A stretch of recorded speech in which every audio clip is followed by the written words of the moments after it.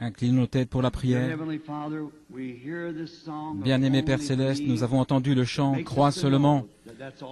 Cela nous fait savoir que c'est tout ce que nous devons faire pour hériter n'importe laquelle des promesses de Dieu, juste les croire. Car il est écrit « Toutes choses sont possibles à ceux qui croient ». Nous crions alors, comme l'homme qui avait l'enfant épileptique, « Seigneur, je crois, viens au secours de mon incrédulité ». Nous te remercions pour ta grande puissance, la glorieuse révélation de toi-même que tu nous as donnée en ces derniers jours. Cela rend notre cœur particulièrement heureux et joyeux de savoir que nous sommes entrés en contact avec le Dieu vivant, qui la confirme directement en retour par des évidences physiques et matérielles, comme il l'a fait par le passé et l'a promis pour ce jour. Nous te sommes si reconnaissants, notre Dieu. En ce jour d'obscurité où personne ne semble savoir dans quelle direction aller, nous sommes si contents d'avoir trouvé la zone de sécurité, la retraite. Maintenant, bénis-nous ce soir, Seigneur, alors que nous parlons de ta parole et les promesses qui nous ont été données. Puissions-nous les entretenir dans notre cœur, les chérir avec respect et y obéir avec une discipline vraiment divine, car nous le demandons au nom de Jésus. Amen.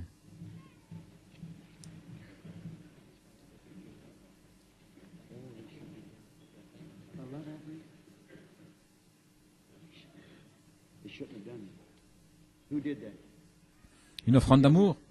Vous n'auriez pas dû faire ça. Qui l'a fait? C'est vous le coupable? Je m'en prenais à l'organisateur. Il dit qu'il a prélevé pour moi une offrande d'amour. Il n'aurait pas dû le faire. Je l'apprécie, Dieu le sait. Mais je ne suis pas venu pour ça. Merci. Que le Seigneur vous bénisse. Je ferai tout mon possible. Je la mettrai directement pour les missions à l'étranger. Je saurai ainsi que cela ira directement pour le royaume de Dieu. Et si le Seigneur le veut, je l'utiliserai moi-même dans ces pays afin d'apporter ce même évangile que vous avez écouté cette semaine. Je saurai alors que cela sera fait de la façon dont vous croyez. Que le Seigneur m'aide à le faire. Je suis très reconnaissant pour tous ceux qui sont venus cette semaine et pour vous tous qui êtes connectés ce soir de nouveau par les fils du téléphone. Et nous sommes reconnaissants envers chacun d'entre vous. Billy m'a dit ce matin, « Papa, si tu étais venu avec moi tôt ce matin, juste après le lever du jour, et que tu étais ici dans les alentours, tu aurais vu ces mères en train de nourrir leur bébé dans la voiture, et ces pauvres gens attendant sous la pluie que les portes s'ouvrent. Vous voyez quel hypocrite je serais si je vous disais autre chose que la vérité. Je serais vraiment ignoble. Parfois, je dois faire mal. Mais ce n'est pas parce que je le veux, c'est parce que ce n'est pas moi qui fais mal. C'est la vérité qui blesse, qui fait mal. Mais je crois que la raison pour laquelle vous venez, c'est que je suis profondément sincère avec vous et je fais tout mon possible pour vous aider. Puisse le Seigneur aider chacun d'entre vous. Et maintenant, je veux remercier les gens de leur bienveillante coopération et aussi les gens de cette ville qui nous ont permis de louer dans cette école l'auditorium et la salle de gymnastique. Et je veux remercier les personnes de l'administration, si elles sont ici, et aussi Thurston Colvin qui est gardien ici pour sa précieuse coopération et pour nous avoir aidés à obtenir ceci et pour s'être trouvés chaque soir avec nous. Nous remercions la police de Jeffersonville d'être venue ici et d'avoir surveillé l'endroit pour un prix très bas. Je pense que c'est environ $2 l'heure. La police est venue ici en service spécial pour parquer les voitures, veiller à ce que rien n'arrive et que tout soit en ordre. Nous leur sommes reconnaissants. Et aussi le machiniste. Je l'ai remarqué. Et vous tous qui dépendez d'ici, nous vous sommes certainement reconnaissants. Je remercie chacun de vous pour les cadeaux. Billy m'en a apporté plusieurs cet après-midi. Et il y avait des boîtes de bonbons. Et l'un d'eux représentait les béatitudes avec une image de Christ ouvragée à l'intérieur. C'était le sermon sur la montagne. Et c'était vraiment beau. Je vous remercie beaucoup. Il y a tellement de choses. Je ne sais pas comment vous remercier. Et aussi pour votre sponsoring et le financement des réunions. Nous apprécions certainement cela de tout notre cœur. Que le Seigneur vous bénisse chacun richement. Billy m'a dit que beaucoup de personnes avaient demandé un entretien privé pendant ce temps et que beaucoup avaient des petits bébés à faire consacrer. Oh, comme j'aimerais faire cela. Mais vous voyez, quand je suis venu cette fois-ci, c'était si urgent que j'ai dû rester tout le temps à étudier cette parole et dans la prière afin d'apporter ces messages. Voyez-vous, ils sont extraordinaires pour nous, parce qu'il s'agit de trouver la volonté de Dieu et de dire ensuite les choses, et tout cela doit concorder, et je dois demander à Dieu exactement ce qu'il faut apporter. Maintenant, Dieu voulant, nous reviendrons bientôt dès que nous pourrons disposer d'un jour. J'ai fait une proposition où j'ai mentionné quelque chose à propos de Pâques. Je ferais mieux de contrôler parce que je crois que j'ai quelque chose de prévu en Californie à cette époque-là. Ainsi, c'est peut-être inexact. Cependant, lorsque nous reviendrons au tabernacle, nous vous enverrons une carte, l'Église, vous donnant la date et l'heure. Peut-être qu'à ce moment-là, je n'ai de nouveau pas consacré de temps à la prière pour les malades. Nous n'avons pas eu un seul service où nous ayons amené les gens pour que l'on prie pour eux. Nous les avons envoyés à l'extérieur. Et nos frères ici ont prêché, frère Leavale et ses autres frères ont prêché, ont prié pour les malades et ont baptisé d'eau, le baptême, me permettant ainsi de rester seul avec la parole. Nous remercions ces frères. Ils ont fait un superbe travail. Il y a ici tellement d'amis que j'aimerais rencontrer. J'ai regardé en bas, j'ai vu John et Earl. Il y a Dr. Leavale et l'un des organisateurs de la campagne, frère Roy Borders. Ces hommes, je n'ai même pas pu pas plus que leur serrer la main. Je n'ai pas eu l'occasion. Je pense à mes amis du Kentucky et aux alentours, des amis dans le ministère. Combien j'aimerais leur serrer la main. Frère Blair, je l'ai remarqué ici l'autre jour. Et beaucoup de ces hommes que j'aime, ils sont allés à plusieurs réunions et je n'ai même pas pu leur serrer la main. J'essaie, ce n'est pas parce que je ne veux pas le faire, c'est parce que je n'ai pas le temps et que je dois me dépêcher. Pour ce qui est de consacrer les bébés, bien sûr, mon propre fils, mon petit-fils, le petit David, devait être consacré lors de cette réunion. Je n'ai pas eu le temps de le faire.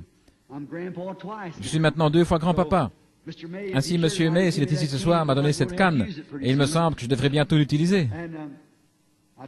Et j'ai dit à Billy, la Bible a dit, effectivement, de multiplier, de remplir la terre, mais tu n'en as pas reçu tout le fardeau à toi, tout seul. Ces petits-fils apparaissent rapidement. Et souvenez-vous, ma belle-fille était stérile au début. Elle ne pouvait pas avoir d'enfant. Mais un jour, en quittant une réunion, le Seigneur me parla et je lui dis, « Lois, tu auras un fils. Le Seigneur t'a béni, ton trouble féminin a disparu. » Et le petit Paul est venu au monde 9 mois plus tard. 2 mois avant la naissance de ce bébé, j'étais à table un matin en train de déjeuner. Et Lois et Billy étaient assis de l'autre côté de la table. Et j'ai vu Lois en train de nourrir un petit bébé entouré d'une couverture rose, ou plutôt bleue, et Billy était assis dans le coin en train de donner à manger au petit Paul. J'ai dit, Billy, je viens d'avoir une vision. Lois était en train de nourrir un bébé entouré d'une couverture bleue. Il a dit, voilà que ma tournée de chasse tombe à l'eau. Et ça fait juste dans 9 mois. 11 mois plus tard, le petit David naissait. Et je n'ai pas encore pu le consacrer au Seigneur. Et je ne le pourrai pas avant notre retour. Ainsi, vous voyez ce que c'est. Combien j'aime les gens et leur compagnie. Mais nos frères ont prié pour les malades. Et je sais que ce fut un succès. Chaque soir, nous avons prié pour les malades, l'un posant les mains à l'autre, ce qui nous a permis de toucher l'ensemble. Mais peut-être que, Dieu voulant, je l'inscrirai sur la carte si nous l'envoyons. Lorsque je reviendrai, j'aimerais de nouveau consacrer environ 2 ou 3 jours uniquement à la prière pour les malades. Et de cette manière faire ce que nous pouvons dans ce sens. Je veux de nouveau remercier les gens de leur aide. Maintenant, durant quelques instants, je vais faire quelques remarques à propos du message de ce matin. Il est évident que je n'ai pas réussi à le terminer complètement. Mais je pense que vous comprenez. Et je suis sûr que vous ne saurez jamais ce que ce fut pour moi de faire cela. Cela vous semble très simple pour vous, mais voyez-vous ce que vous faites? Vous prenez la place de Dieu en déclarant quelque chose comme ça. Et avant que je le fasse, il devait y avoir une réponse de la part de Dieu. Il devait descendre et il s'est montré visiblement et a donné la révélation. C'est pourquoi, voyez-vous, c'est pour l'Église. Et souvenez-vous, j'ai dit que ce que j'avais dit était seulement pour l'Église. Et afin que vous puissiez avoir confiance et que vous sachiez cela, c'est le même Dieu qui me dit là-bas, alors qu'il n'y avait pas d'écureuil, parle et dis où ils seront. Et c'est arrivé 3 fois de suite. Or, s'il peut, par cette même parole, créer quelque chose qui n'est pas là, à combien plus forte raison ceci tiendra-t-il bon au jour du jugement? Voyez-vous, des gens étaient là pour voir ces choses et les savoir. Comme Paul l'a dit par le passé, il y avait avec lui des hommes qui ont senti la terre trembler et qui n'ont pas entendu la voix, mais ils ont vu la colonne de feu. Cela m'a pourtant fait du bien après, de voir des maris et des épouses, que je sais être d'authentiques chrétiens, s'embrasser en pleurant. Écoutez, mes amis, Dieu confirme sa parole avec des signes et des confirmations pour prouver qu'elle est juste. La parole parlée. Maintenant, souvenez-vous, cette lumière qui était dans ce nuage, qui a donné la révélation. Ma petite fille Sarah ici me disait que dans cette école-là en Arizona, en regardant un ciel serein, ce nuage mystérieux dans cette montagne qui montait, descendait avec un feu couleur ambre, embrasé, le professeur interrompit les cours et l'école, les amena dehors et leur dit « Avez-vous jamais vu quelque chose comme ça? Regardez un peu. » Souvenez-vous, c'est cette même lumière ambre qui est sur le rocher. Ainsi, c'est le même Dieu, la même révélation. Il me dit, dis-leur de faire ceci. C'est ce que je vous ai dit ce matin. Donc voilà. Et si mon cher ami, frère Roy Robertson est à l'écoute maintenant à Tucson, Roy, te souviens-tu de la vision que tu as eue le jour où nous étions là, sur la montagne? Tu es venu vers moi et ce nuage était au-dessus du sommet. En descendant, tu sais ce qu'il t'a dit? Je te l'ai dit l'autre jour à la maison. C'est ça, Roy. Ne t'inquiète plus, fils. C'est terminé.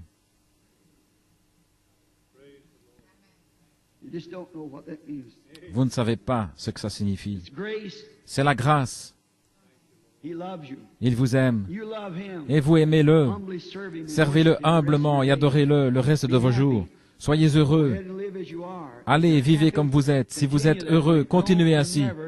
Ne refaites plus jamais quelque chose de mal comme ça. Allez simplement, c'est la grâce de Dieu. Maintenant, je veux prier de nouveau avant que nous entrions dans la parole. Combien veulent prier pour moi? Je vais simplement d'une réunion à l'autre. Voulez-vous prier? Vous savez, j'aimerais vous chanter un petit chœur, nous tous ensemble, avant d'en venir à la parole, simplement afin que nous sachions que Dieu, simplement une petite consécration. Avez-vous déjà entendu ce petit chœur? Il prend soin de vous. Par temps radieux et dans le chagrin, il prend soin de vous. La petite dame vient maintenant au piano. Oh, je veux aussi remercier cette petite dame, je ne savais pas qui c'était. C'est l'une des filles de diacrétie, certainement. La petite fille de frère Wheeler, elle est devenue grande maintenant. C'était un tout petit enfant qui s'asseyait sur mes genoux il n'y a pas longtemps, et maintenant, c'est une jeune femme. Ainsi, je la remercie certainement d'avoir utilisé son talent dans la musique, et elle joue maintenant avec beaucoup de douceur. Voudriez-vous nous donner un accord, sœur, tous ensemble maintenant?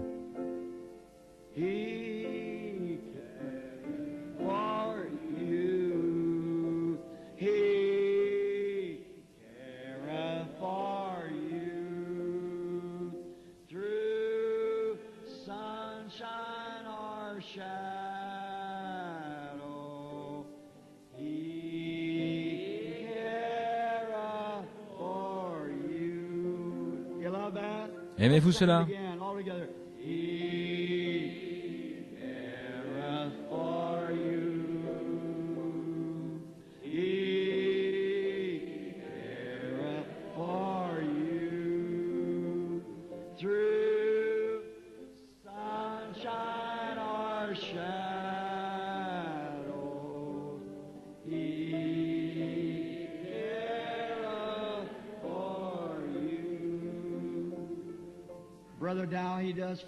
Frère Dow, il prend aussi soin de vous. Ne l'aimez-vous pas? Inclinons maintenant nos têtes. Ô Dieu bienveillant, ces petites notes ici renferment certaines choses que je dois dire aux gens. Nous sommes de retour ici pour nous référer à ce qui a été dit ce matin, car c'est ce que les gens sont venus entendre. Je te prie, ô Dieu, de faire voir aux gens que Dieu les aime et qu'il prend soin d'eux. Et ce n'est pas moi qui l'ai donné, Seigneur. Ce fut confirmé que c'était la vérité. Ainsi, je prie, cher Dieu, pour que ton amour reste toujours avec les gens. Ce soir, alors que nous devons nous séparer après cette réunion et rentrer chez nous, il y a quelque chose qui nous tiraille intérieurement. Seigneur, je te prie de bénir ces gens. Maintenant, alors que nous nous approchons de la parole, dans la prière, et que nous nous approchons de la parole écrite, nous te demandons de prendre cette parole écrite et de la rendre vivante pour nous ce soir. Et lorsque nous quitterons ensuite ce bâtiment pour nous séparer et regagner nos différentes demeures, puissions-nous dire, comme ceux qui venaient d'Emmaüs, qui avaient marché avec lui toute la journée, sans pourtant le reconnaître.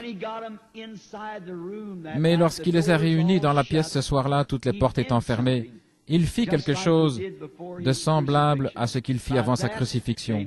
Par cela, ils surent qu'il était ressuscité. Fais-le de nouveau ce soir, Seigneur. Accorde-le alors que les portes sont fermées et que ton petit groupe est ici dans l'attente. Père, lorsque nous retournerons chez nous, nous dirons comme eux, notre cœur ne brûlait-il pas au-dedans de nous lorsqu'il nous parlait en chemin? Nous nous remettons et tous entre tes mains, Seigneur. Fais avec nous comme tu juges bon. Au nom de Jésus, Amen. Maintenant, entrons rapidement dans le service et lisez avec moi, si vous le voulez, dans le livre des Hébreux.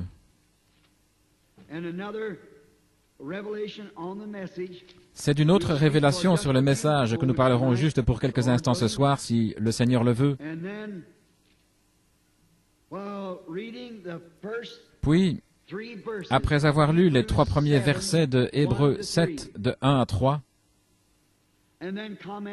nous les commenterons.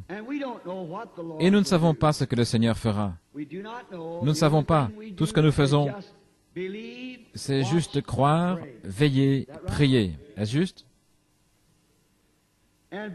Et croire qu'il fera tout concourir au bien de ceux qu'il aime parce qu'il l'a promis.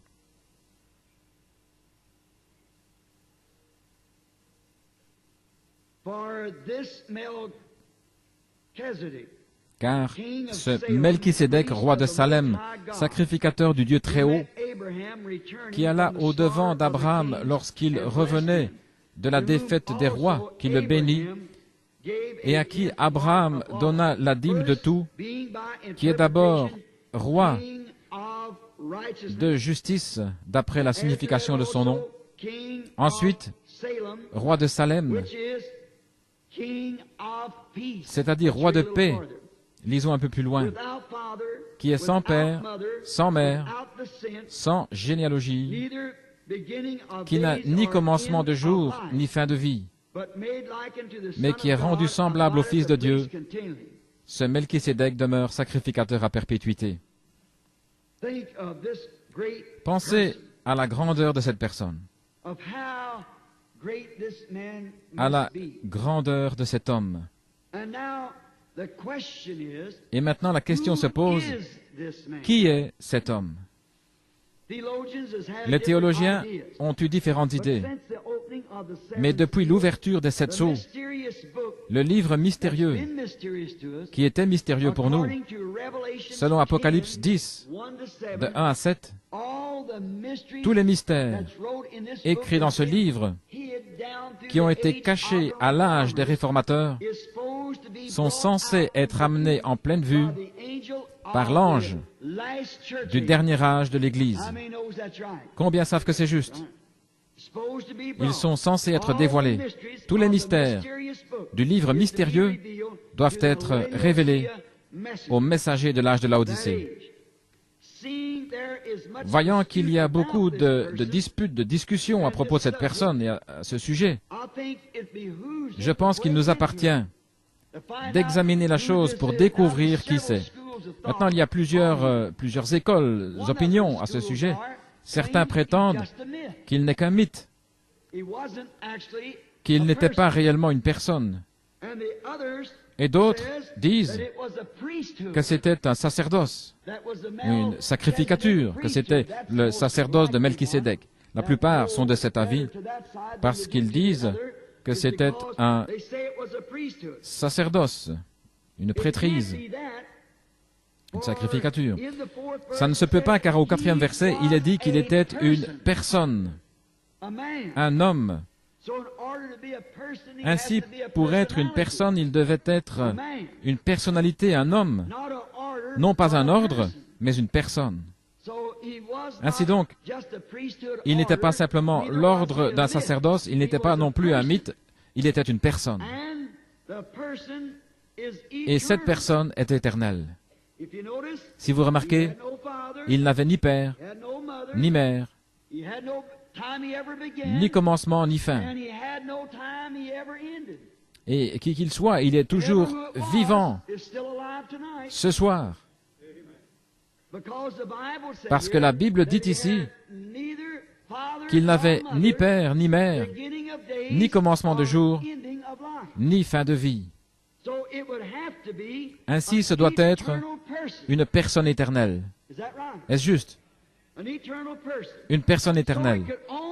Ainsi, cela ne peut être qu'une personne, c'est Dieu, parce qu'il est le seul qui soit éternel.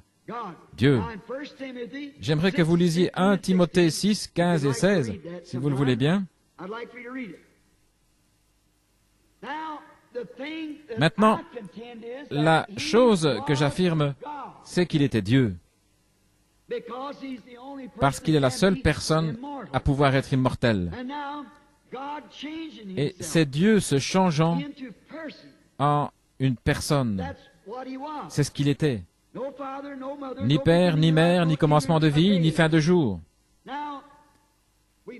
Maintenant, nous découvrons dans les Écritures que beaucoup enseignent qu'il y a 3 personnalités dans la divinité. Or, vous ne pouvez pas avoir de personnalité sans que cela soit une personne. Il faut une personne pour faire une personnalité. Un pasteur baptiste est venu me trouver chez moi il y a quelques semaines, où il m'a plutôt téléphoné, et il m'a dit, un jour où vous aurez le temps, j'aimerais vous corriger à propos de la divinité. Je lui ai dit, j'ai le temps en ce moment, parce que je vais être dans le vrai, et nous mettons tout le reste de côté pour cela.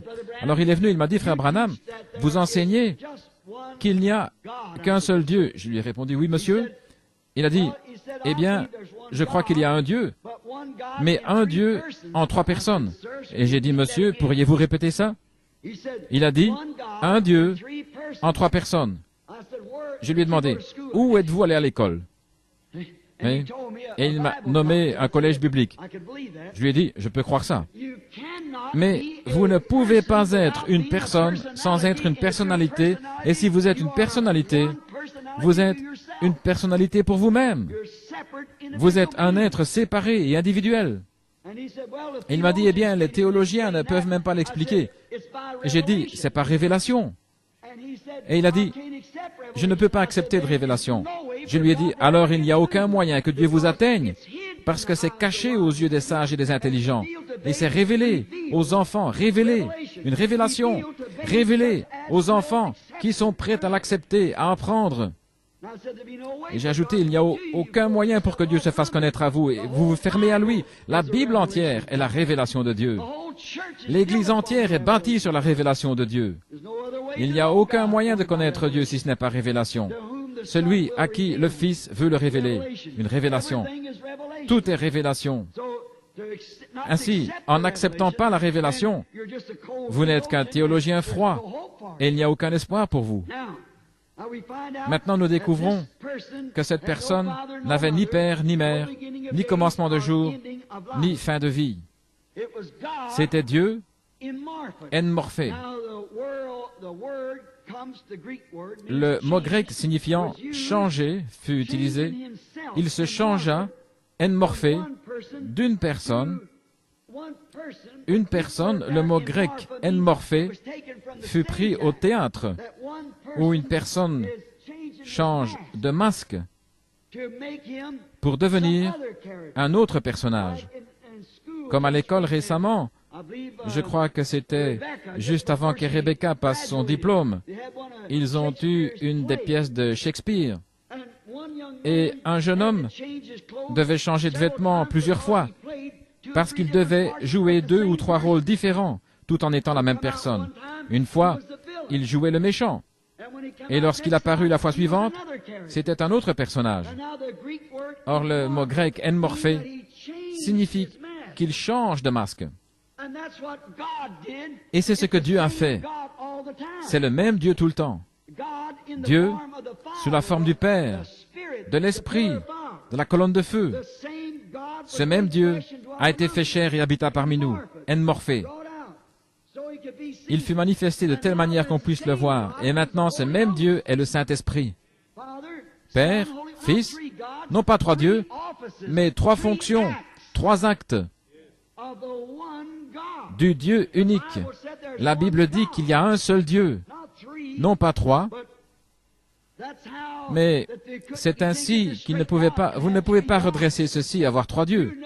Vous ne vendriez jamais ça à un juif, laissez-moi vous le dire, à quelqu'un qui sait mieux, car il sait qu'il n'y a qu'un seul Dieu. Remarquez, comme un sculpteur, il cache son travail avec un masque. C'est ce que Dieu a fait en cet âge. Tout cela a été caché. Toutes ces choses ont été cachées. Et elles sont censées être révélées dans cet âge. La Bible dit qu'elles seraient révélées dans les derniers temps. C'est pareil à un sculpteur qui garde son œuvre entièrement cachée, jusqu'au moment où il en retire le masque, et alors la voilà. C'est ainsi qu'a été la Bible. Cela a été une œuvre de Dieu qui a été couverte, et cela a été caché depuis la fondation du monde. C'est un mystère en 7 parties, et Dieu a promis qu'en ce jour, dans l'âge de l'église de Laodicée, il retirerait le masque de tout et que nous pourrions le voir. Quelle chose glorieuse! Dieu, enmorphé, masqué dans une colonne de feu. Dieu, enmorphé, dans un homme appelé Jésus. Dieu, enmorphé, dans son Église. Dieu au-dessus de nous, Dieu avec nous, Dieu en nous. La condescendance de Dieu, là où il était saint, personne ne pouvait le toucher. Il s'établit sur la montagne, et même si un animal touchait la montagne, il devait mourir. Puis Dieu descendit, changea de tente, et vécut avec nous, devint l'un de nous. Et nous l'avons touché. La Bible dit dans 1 Timothée 3,16, sans contredit, le mystère de la piété est grand. Dieu a été manifesté dans la chair. Des mains l'ont touché. Dieu a mangé de la viande, il a bu de l'eau. Dieu a dormi, Dieu a pleuré. Il était l'un de nous. C'est merveilleusement typifié dans la Bible. C'était Dieu au-dessus de nous, Dieu avec nous. Maintenant, c'est Dieu en nous, le Saint-Esprit, par la 3e personne, la même personne. Dieu descendit, fut fait chair, mourut en Christ, afin de pouvoir purifier l'Église et ainsi entrer en elle et avoir communion. Dieu aime la communion, c'est pour cela qu'il créa l'homme au commencement, pour la communion. Dieu habite seul, avec des chérubins. Maintenant, remarquez, il créa l'homme et celui-ci tomba. Il est donc descendu et a racheté l'homme parce que Dieu aime être adoré. Le mot Dieu lui-même signifie sujet d'adoration ou objet d'adoration. Et ce qui vient parmi nous sous forme d'une colonne de feu, comme quelque chose qui change nos cœurs, c'est le même Dieu qui a dit que la lumière soit et la lumière fut. Il est le même hier, aujourd'hui, éternellement. Au commencement, Dieu habitait seul avec ses attributs, comme j'en ai parlé ce matin. Ce sont ses pensées. Il n'y avait rien, sinon Dieu seul. Mais il avait des pensées, tout comme un grand architecte peut réfléchir et dessiner dans son esprit ce qu'il pense, construire ou créer.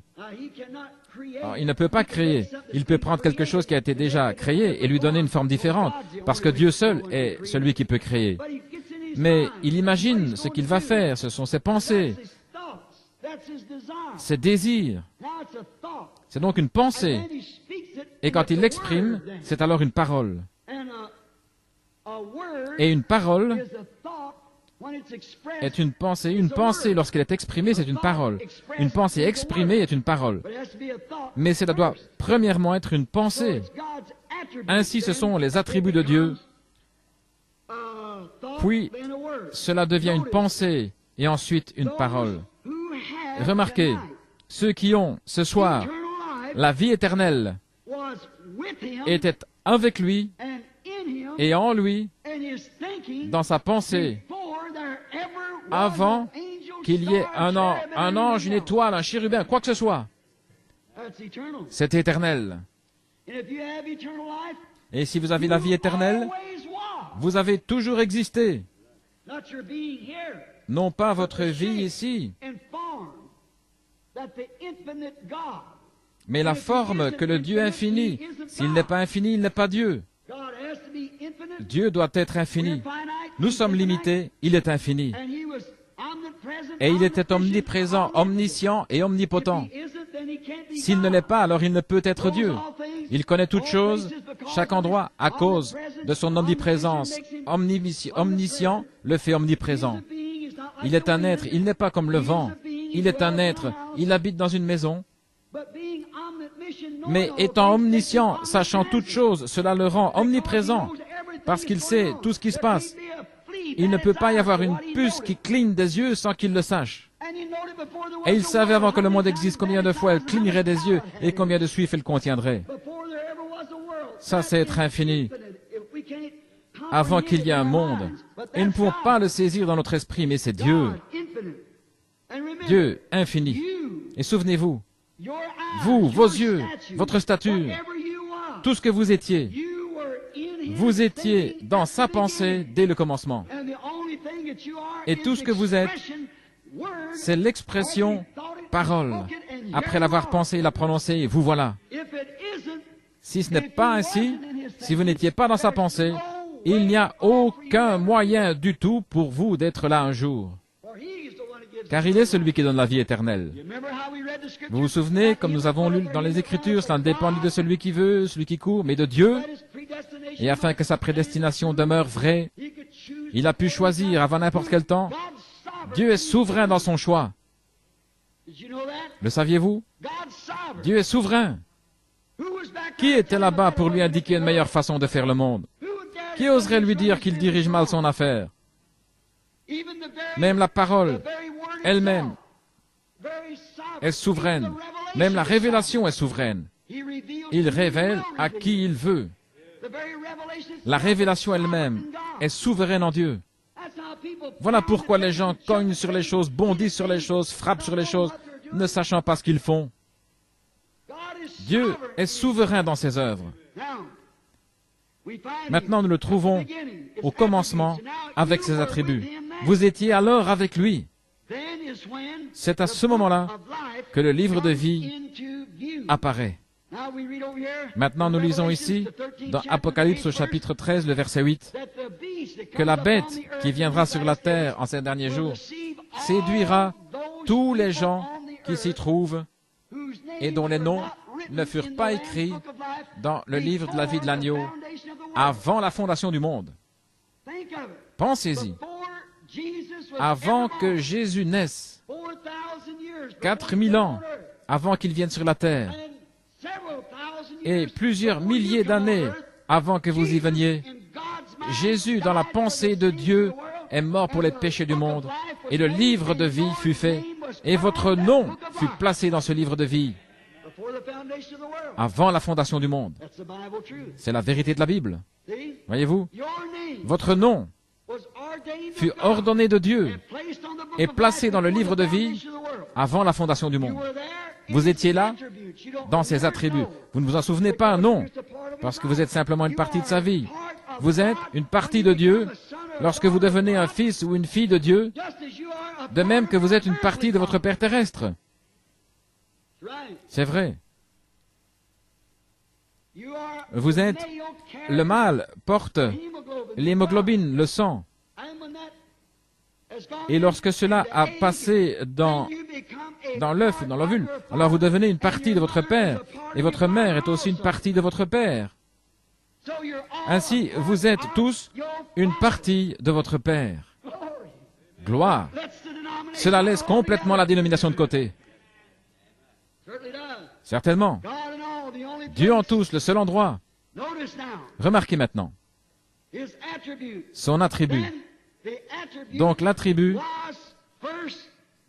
fut premièrement Dieu, la pensée, l'attribut lui-même, tout en un, sans être exprimé. Puis deuxièmement, lorsqu'il l'exprima, il devint alors la parole. Ensuite, la parole a été faite chair et habitée parmi nous. Saint Jean chapitre 1er et verset 1er. Remarquez, c'est au commencement, mais avant ce qui se trouve, ce qui est éternel. Remarquez, au commencement était la parole, lorsque le temps commença, c'était la parole. Mais avant d'être la parole, c'était un attribut, une pensée. Puis elle fut exprimée. Au commencement, il y avait l'expression, la parole. Maintenant, nous arrivons à l'endroit où se trouve Melchisédek. C'est cette personne mystérieuse. Au commencement était la parole, et la parole était avec Dieu, et la parole était Dieu. Puis la parole a été faite chair, et elle a habité parmi nous. Maintenant, retenez ça. Remarquez. Son premier être était esprit. Dieu surnaturel. D'accord? Le grand éternel. Deuxièmement, il commença à se donner une forme se rapprochant de la chair, dans une théophanie, comme on l'appelle. La parole, un corps. C'est donc l'état dans lequel il était lorsqu'il rencontra Abraham et qu'il fut appelé Melchisédek. Il était sous la forme d'une théophanie. Maintenant, nous allons y arriver et prouver cela dans quelques minutes, si le Seigneur le veut. Il était la parole. Une théophanie. C'est quelque chose que vous ne pourriez pas voir. Cela pourrait être ici même, en ce moment. Et vous ne pourriez pourtant pas le voir. C'est pareil. Eh bien, la télévision. C'est dans une autre dimension. La télévision, des gens en ce moment même se déplacent dans cette salle en chantant. Il y a aussi des couleurs. Mais l'œil est sensible aux 5 sens seulement. Ou plutôt, tout votre être est sensible aux 5 sens seulement. Et vous n'êtes sensible qu'à ce que vous pouvez voir dans les limites de la vue. Mais il y a une autre dimension qui peut être perçue après transformation au moyen de la télévision. Maintenant, la télévision ne fabrique pas d'images. La télévision ne fait que la conduire dans un canal, un circuit. Et ensuite, l'écran de télévision la capte. Mais il y a l'image pour commencer. La télévision était là lorsqu'Adam était là. La télévision était là lorsqu'Élie était sur le mont Carmel. La télévision était là lorsque Jésus de Nazareth marchait sur les côtes de la Galilée. Mais c'est seulement maintenant que vous la découvrez. Ils ne l'auraient pas cru à ce moment-là. Vous auriez traité de fou si vous aviez dit quelque chose comme ça. Mais maintenant, c'est devenu une réalité. Et c'en est également une que Christ est ici. Les anges de Dieu sont ici. Et un jour, dans le grand millénium à venir, ce sera plus réel que la télévision, n'importe quoi d'autre, parce qu'ils sont ici. Il se révèle dans sa grande forme alors qu'il change de masque en Morphée dans ses serviteurs et prouve qui il est. Maintenant, le voici sous la forme de l'esprit. Puis il vient sous la forme de Morphée. Il est apparu à Abraham. Morphée. Lorsqu'Abraham revint de la défaite des rois, il rencontra Melchisédek et lui parla. Dernièrement, j'ai lu dans le journal de Tucson un article racontant le cas d'une femme qui, alors qu'elle roulait à je crois 60 ou 80 km à l'heure, heurta un vieil homme qui portait un pardessus. Elle poussa un cri et arrêta sa voiture. Il fut projeté en l'air, au milieu du désert. Et elle courut en arrière pour le retrouver, et il n'était pas là. Ainsi que fit-elle? Des gens derrière elle virent cela arriver. Ils virent ce vieil homme être projeté en l'air et son pardessus tournoyer. Ils coururent donc en arrière pour regarder. Ils ne purent trouver l'homme nulle part. Ils appelèrent la police. Celle-ci vint examiner l'endroit. Il n'y avait personne là. Eh bien, chacun d'eux témoigna que la voiture fit un soubresaut et heurta l'homme. Il s'éleva en l'air et tout le monde vit cela. Des témoins se trouvant dans 2 ou 3 voitures virent cela arriver. On découvrit finalement que 5 ans auparavant, un vieil homme portant un pardessus avait été heurté et tué au même endroit. Lorsque vous partez d'ici, vous n'êtes pas mort. Vous devez revenir, même si vous êtes un pécheur, et être jugé d'après les œuvres faites dans le corps. Si cette tente où nous habitons sur la terre est détruite, nous en avons une autre qui nous attend. Enmorphée, c'est la parole. Or Dieu, à ce stade de sa création, plus tard, forma dans la chair Jésus. À partir de quoi? À partir du grand esprit du commencement. Puis cela devint la parole. Alors qu'il commençait à se manifester, la parole ne se fait pas encore, elle est simplement prononcée. Enmorphée. Plus tard, il devient chair en Jésus, mortel, pour goûter à la mort pour nous tous pécheurs. Lorsqu'Abraham le rencontra, il était Melchisédek. Il dévoile ici ce que tous les attributs feront à la fin ultime. Chaque fils d'Abraham, chaque fils de la foi fera absolument la même chose. Mais je vais voir de quelle façon nous devons venir. Nous le voyons aussi révélé ici, dans Ruth et Boaz, comme parents rédempteurs et comment ils devaient venir pour être chers. Maintenant, nous voyons que les fils attributs de son esprit ne sont pas encore entrés dans le corps parole. Une théophanie. Ce corps est soumis à la parole, attendant avec un ardent désir la transformation du corps. Maintenant, la différence entre lui et vous en tant que fils, voyez-vous, il était au commencement la parole, un corps enmorphé. Il y est entré et a vécu dans la personne de Melchisédek. Puis plus tard, nous n'avons plus jamais entendu parler de Melchisédek, parce qu'il est devenu Jésus-Christ. Melchisédek était le sacrificateur, mais il est devenu Jésus-Christ. Or, vous avez contourné cela, parce que sous cette forme, il connaissait toutes choses. Et vous n'avez encore jamais été capable de connaître cela. Vous êtes venu comme Adam, comme moi. Vous avez passé de l'attribut à la chair pour être tenté. Mais, lorsque cette vie ici sera terminée, si cette tente où nous habitons sur la terre est détruite, nous en avons déjà une autre qui nous attend. C'est là que nous allons.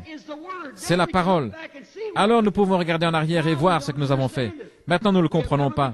Nous ne sommes pas encore devenus la parole. Nous sommes simplement devenus l'homme chair. Non la parole. Mais, et regardez bien, cela montre clairement que vous ne serez jamais la parole, à moins d'avoir été une pensée au commencement. Cela prouve la prédestination de Dieu. Voyez-vous, vous ne pouvez pas être la parole à moins d'être une pensée. Vous deviez être premièrement dans la pensée. Mais vous voyez, afin de supporter la tentation, vous avez dû contourner la théophanie. Vous avez dû descendre ici dans la chair pour être tenté par le péché. Et alors, si vous, tout ce que le Père m'a donné viendra à moi, et je le ressusciterai au dernier jour. Vous voyez, vous deviez être là d'abord. Alors vous voyez, il est descendu suivant la ligne normale, allant de l'attribut à... Avant la fondation du monde, son nom fut mis dans le livre de la vie de l'agneau. Puis de là, il est devenu la parole, la théophanie, qui pouvait apparaître et disparaître. Puis il est devenu chair. Et est reparti. Il a ressuscité ce même corps dans un état glorifié. Mais vous avez contourné la théophanie et êtes devenu l'homme chair pour être tenté par le péché. Et alors, si cette tente où nous habitons sur la terre est détruite, nous en avons déjà une autre qui nous attend. Nous n'avons pas encore les corps, mais regardez, lorsque ce corps reçoit l'Esprit de Dieu, la vie immortelle à l'intérieur de vous, cela rend ce corps soumis à Dieu. Alléluia. Celui qui est né de Dieu ne pratique pas le péché. Il ne peut pas pécher. Romains 8:1. Il n'y a donc maintenant aucune condamnation pour ceux qui sont en Christ Jésus. Ils ne marchent pas selon la chair, mais selon l'esprit. Vous y voilà. Voyez-vous, cela rend votre corps soumis. Vous n'avez pas à dire, oh, si je pouvais simplement arrêter de boire, si je pouvais seulement entrer simplement en Christ et tout cela disparaît. Voyez-vous, parce que votre corps est soumis à l'esprit. Il n'est plus soumis aux choses du monde. Elles sont mortes. Elles sont mortes. Vos péchés sont ensevelis dans le baptême. Et vous êtes une nouvelle création en Christ. Et votre corps devient soumis à l'esprit. Et vous essayez de vivre correctement. Comme vous, les femmes qui prétendiez avoir le Saint-Esprit et qui sortez en portant des shorts. Comment pouvez-vous faire cela? Comment l'Esprit de Dieu en vous pourrait-il vous laisser faire une telle chose? Ça ne peut simplement pas être possible, vraiment pas. Il n'est pas un esprit souillé, il est un esprit saint. Et alors, quand vous devenez soumis à cet esprit, cela fait que tout votre être est soumis à cet esprit. Et cet esprit n'est rien d'autre au monde que cette semence parole rendue manifeste ou vivifiée. Alléluia. Rendue vivante. Et quand la Bible dit, ne fais pas ceci, ce corps lui obéit rapidement. Il n'y a pas de question. Et qu'est-ce que c'est? C'est le gage de la résurrection. Ce corps ressuscitera, car cela a déjà commencé.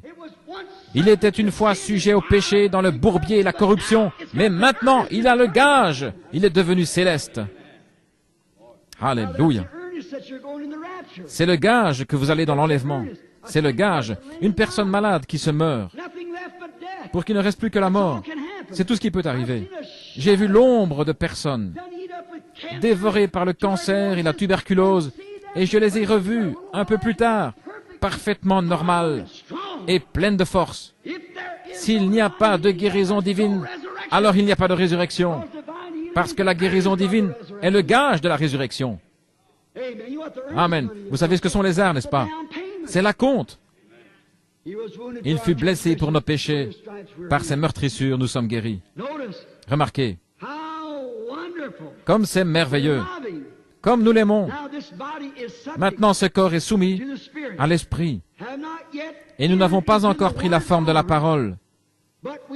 Nous avons toujours la forme de la chair, mais soumis à la parole.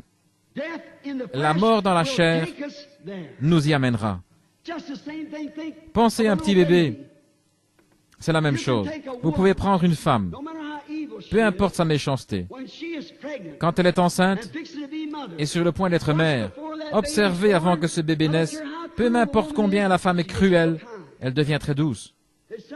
Il y a quelque chose en elle qui semble pieux lorsqu'elle est sur le point de devenir mère par ce bébé. Pourquoi cela? Ce petit corps, il n'est pas encore vivant. Voyez-vous, tout ce qu'il est, c'est juste de la chair et des muscles. Ces petits seaux, ce sont simplement les muscles qui gigotent. Mais lorsqu'il sort du sein, Dieu souffle en lui le souffle de vie. Et alors il pousse un cri. Voyez-vous, aussi sûr qu'un corps naturel est formé, il y a un corps spirituel pour le recevoir dès qu'il arrive ici.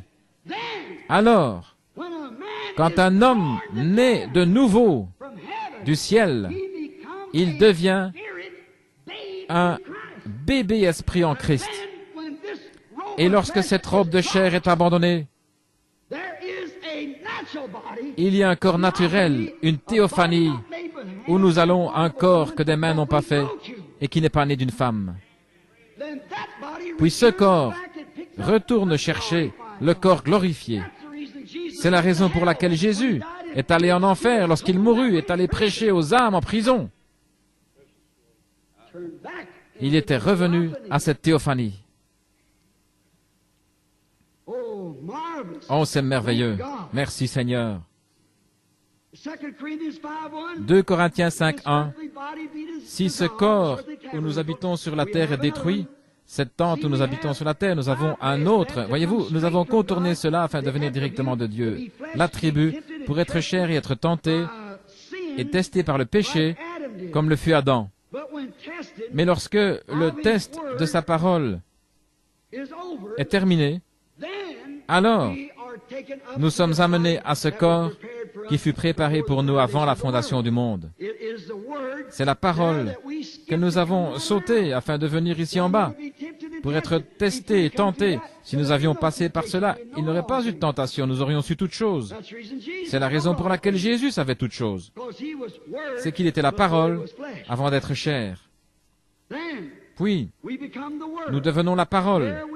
Ici, nous sommes formés à l'image de la parole, pour être participants de la parole, nous nourrissant de la parole, en étant prédestinés depuis le commencement.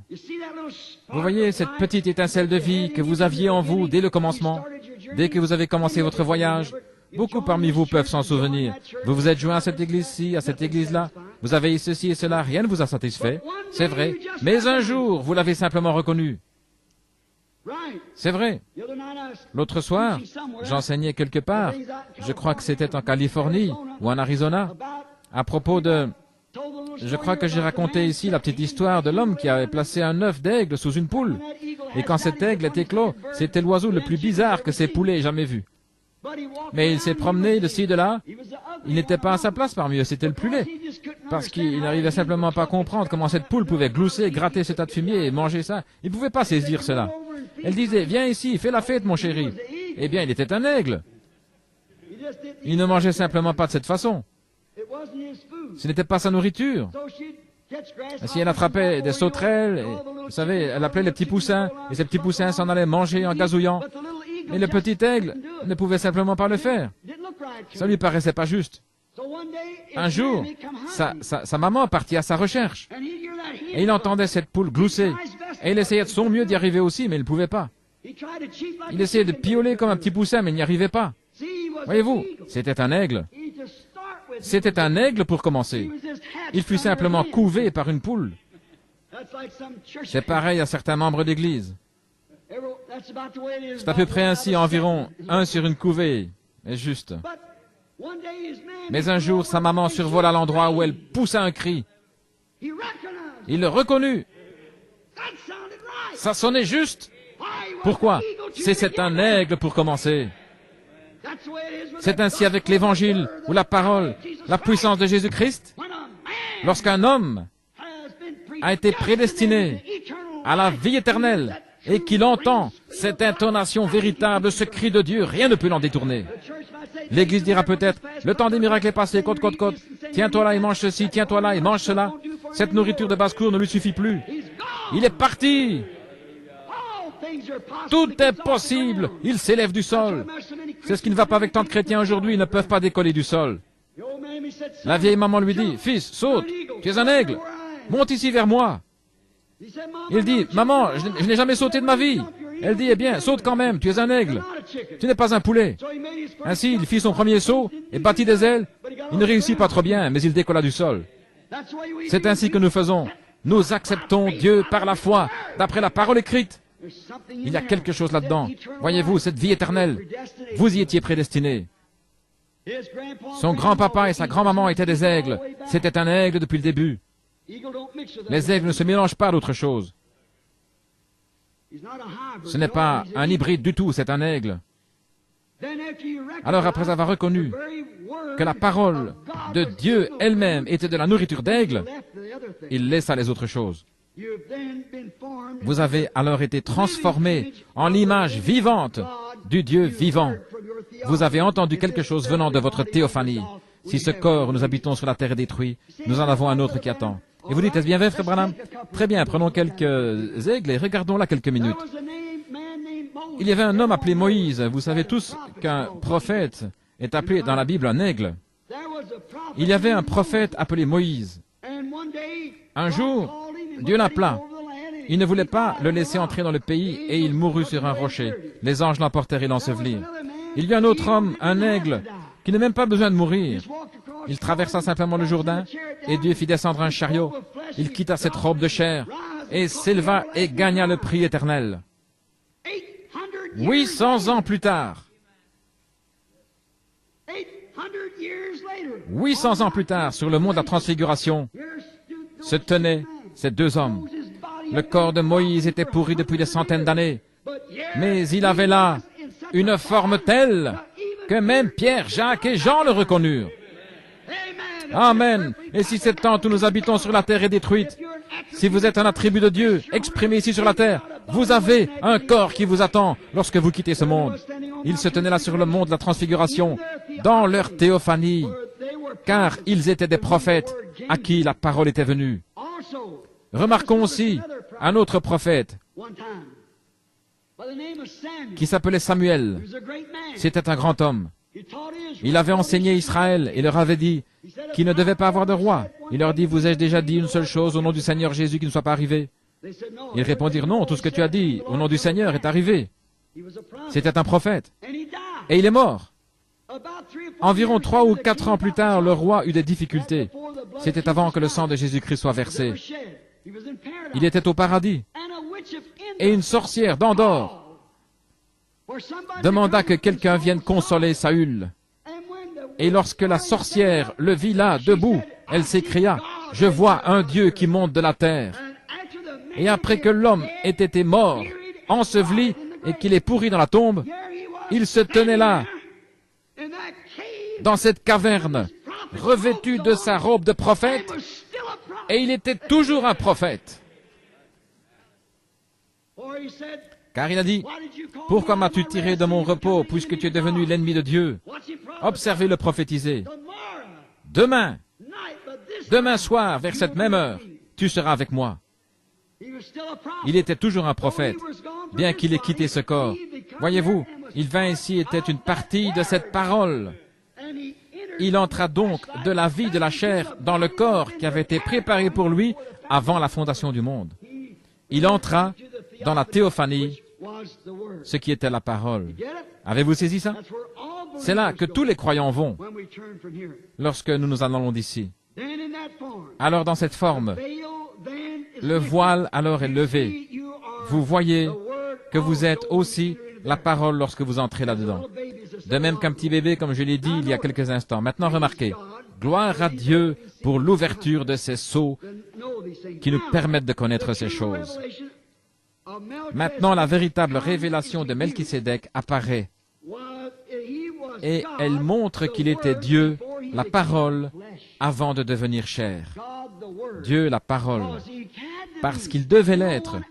Personne d'autre ne pouvait être immortel comme lui. Voyez-vous, j'ai eu un père et une mère, vous aussi. Jésus avait un père et une mère. Mais cet homme n'avait ni père, ni mère. Jésus eut un commencement, cet homme pas. Jésus donne sa vie, cet homme ne le pouvait pas parce qu'il était la vie. Et c'est absolument le même homme tout le temps. J'espère que Dieu vous le révèle. Absolument la même personne tout le temps. Remarquez son titre. Roi de justice. Hébreux 7.2. Roi de justice et roi de paix. Il est deux rois. Maintenant observez. Hébreux 7.2. Roi de justice et aussi roi de paix. Il est deux rois là. Or, depuis qu'il est venu dans la chair et que son corps a été enlevé dans Apocalypse 21.16, il est appelé le roi des rois. Il est tous les trois à la fois. Voyez-vous? Roi Dieu, roi théophanie, roi Jésus. Il est le roi des rois. Tous s'est rencontrés comme l'âme, le corps et l'esprit. Tous finissent par n'en former qu'un. Il est aussi le Père, qui était en premier, le Fils et le Saint-Esprit, l'Esprit, roi de justice, l'attribut, esprit, la théophanie, roi de paix, la théophanie. Et dans la chair, il était roi des rois, la même personne. Quand la théophanie, lorsque Moïse le vit dans Exode 33, 2, il était une théophanie. Moïse voulait voir Dieu. Il avait entendu sa voix, il avait entendu lui parler, il l'avait vu là dans un buisson sous la forme d'une grande colonne de feu. Et Moïse dit, « Qui es-tu? Je veux savoir qui tu es. Si tu me laisses te voir, j'aimerais voir ta face. » Il dit, « Aucun homme ne peut voir ma face. » Il ajouta, « Je mettrai ma main sur tes yeux, et je passerai, et tu pourras voir mon dos, mais non ma face. » Voyez-vous? Et lorsqu'il passa, c'était le dos d'un homme. C'était la théophanie. Alors, la parole qui est venue à Moïse, « Je suis », c'était la parole. La parole est venue à Moïse sous la forme d'une colonne de feu dans un buisson ardent, le « Je suis ». En tant que parole de la théologie, je veux dire de la théophanie, excusez-moi, il est venu vers Abraham en tant qu'homme sous le chêne. Maintenant, regardez ceci. Un homme est venu vers Abraham. Ils étaient trois, ils sont assis sous un chêne. Et remarquez, après avoir parlé à Abraham, pourquoi est-il venu? Abraham était celui qui avait la promesse et le message du Fils qui allait venir.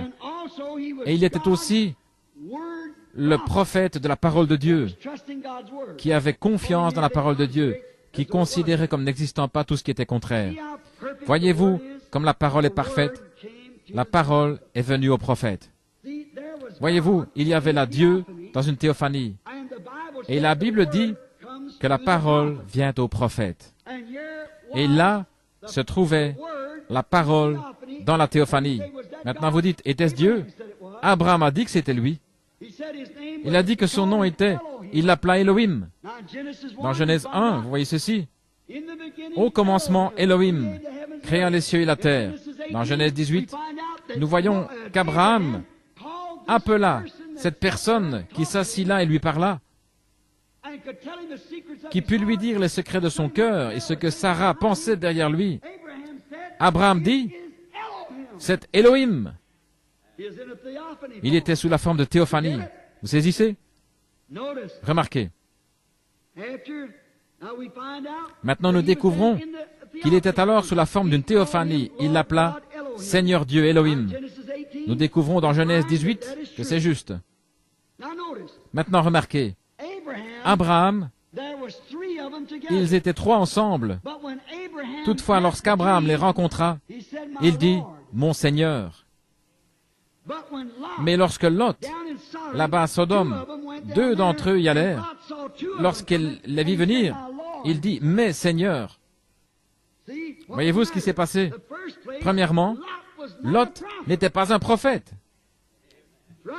C'est juste. Il n'était pas non plus le messager de l'heure.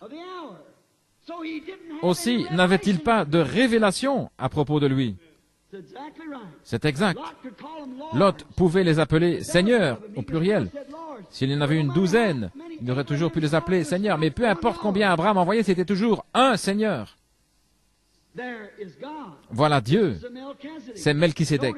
Remarquez, une fois la bataille terminée, Melchisédek servit à son enfant victorieux la communion. Pensez à cela. Une partie de lui-même. Maintenant, nous voulons voir ici, sous forme de type, la communion. Après la bataille, il donna une partie de lui-même, parce que la communion est une partie de Christ. Une fois la lutte terminée, et après avoir été bien secoué, c'est alors que vous goûtez à Christ et devenez une partie de cet être.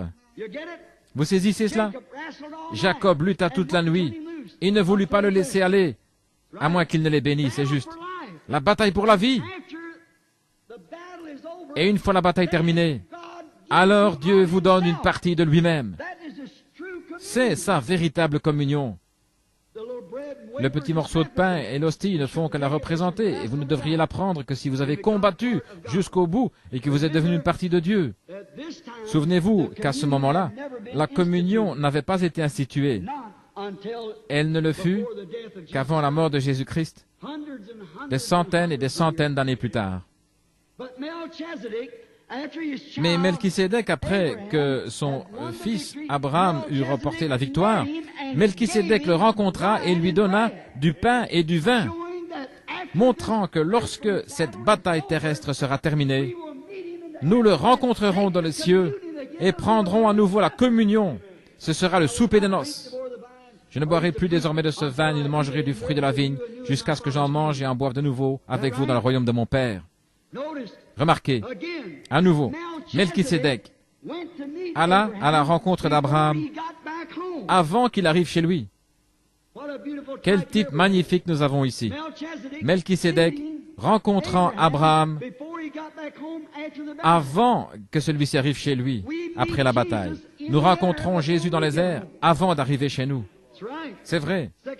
2 Thessaloniciens nous le dit. Car nous le rencontrerons dans les airs. C'est un magnifique type de Rebecca rencontrant Isaac, dans les champs, dans la fraîcheur du jour.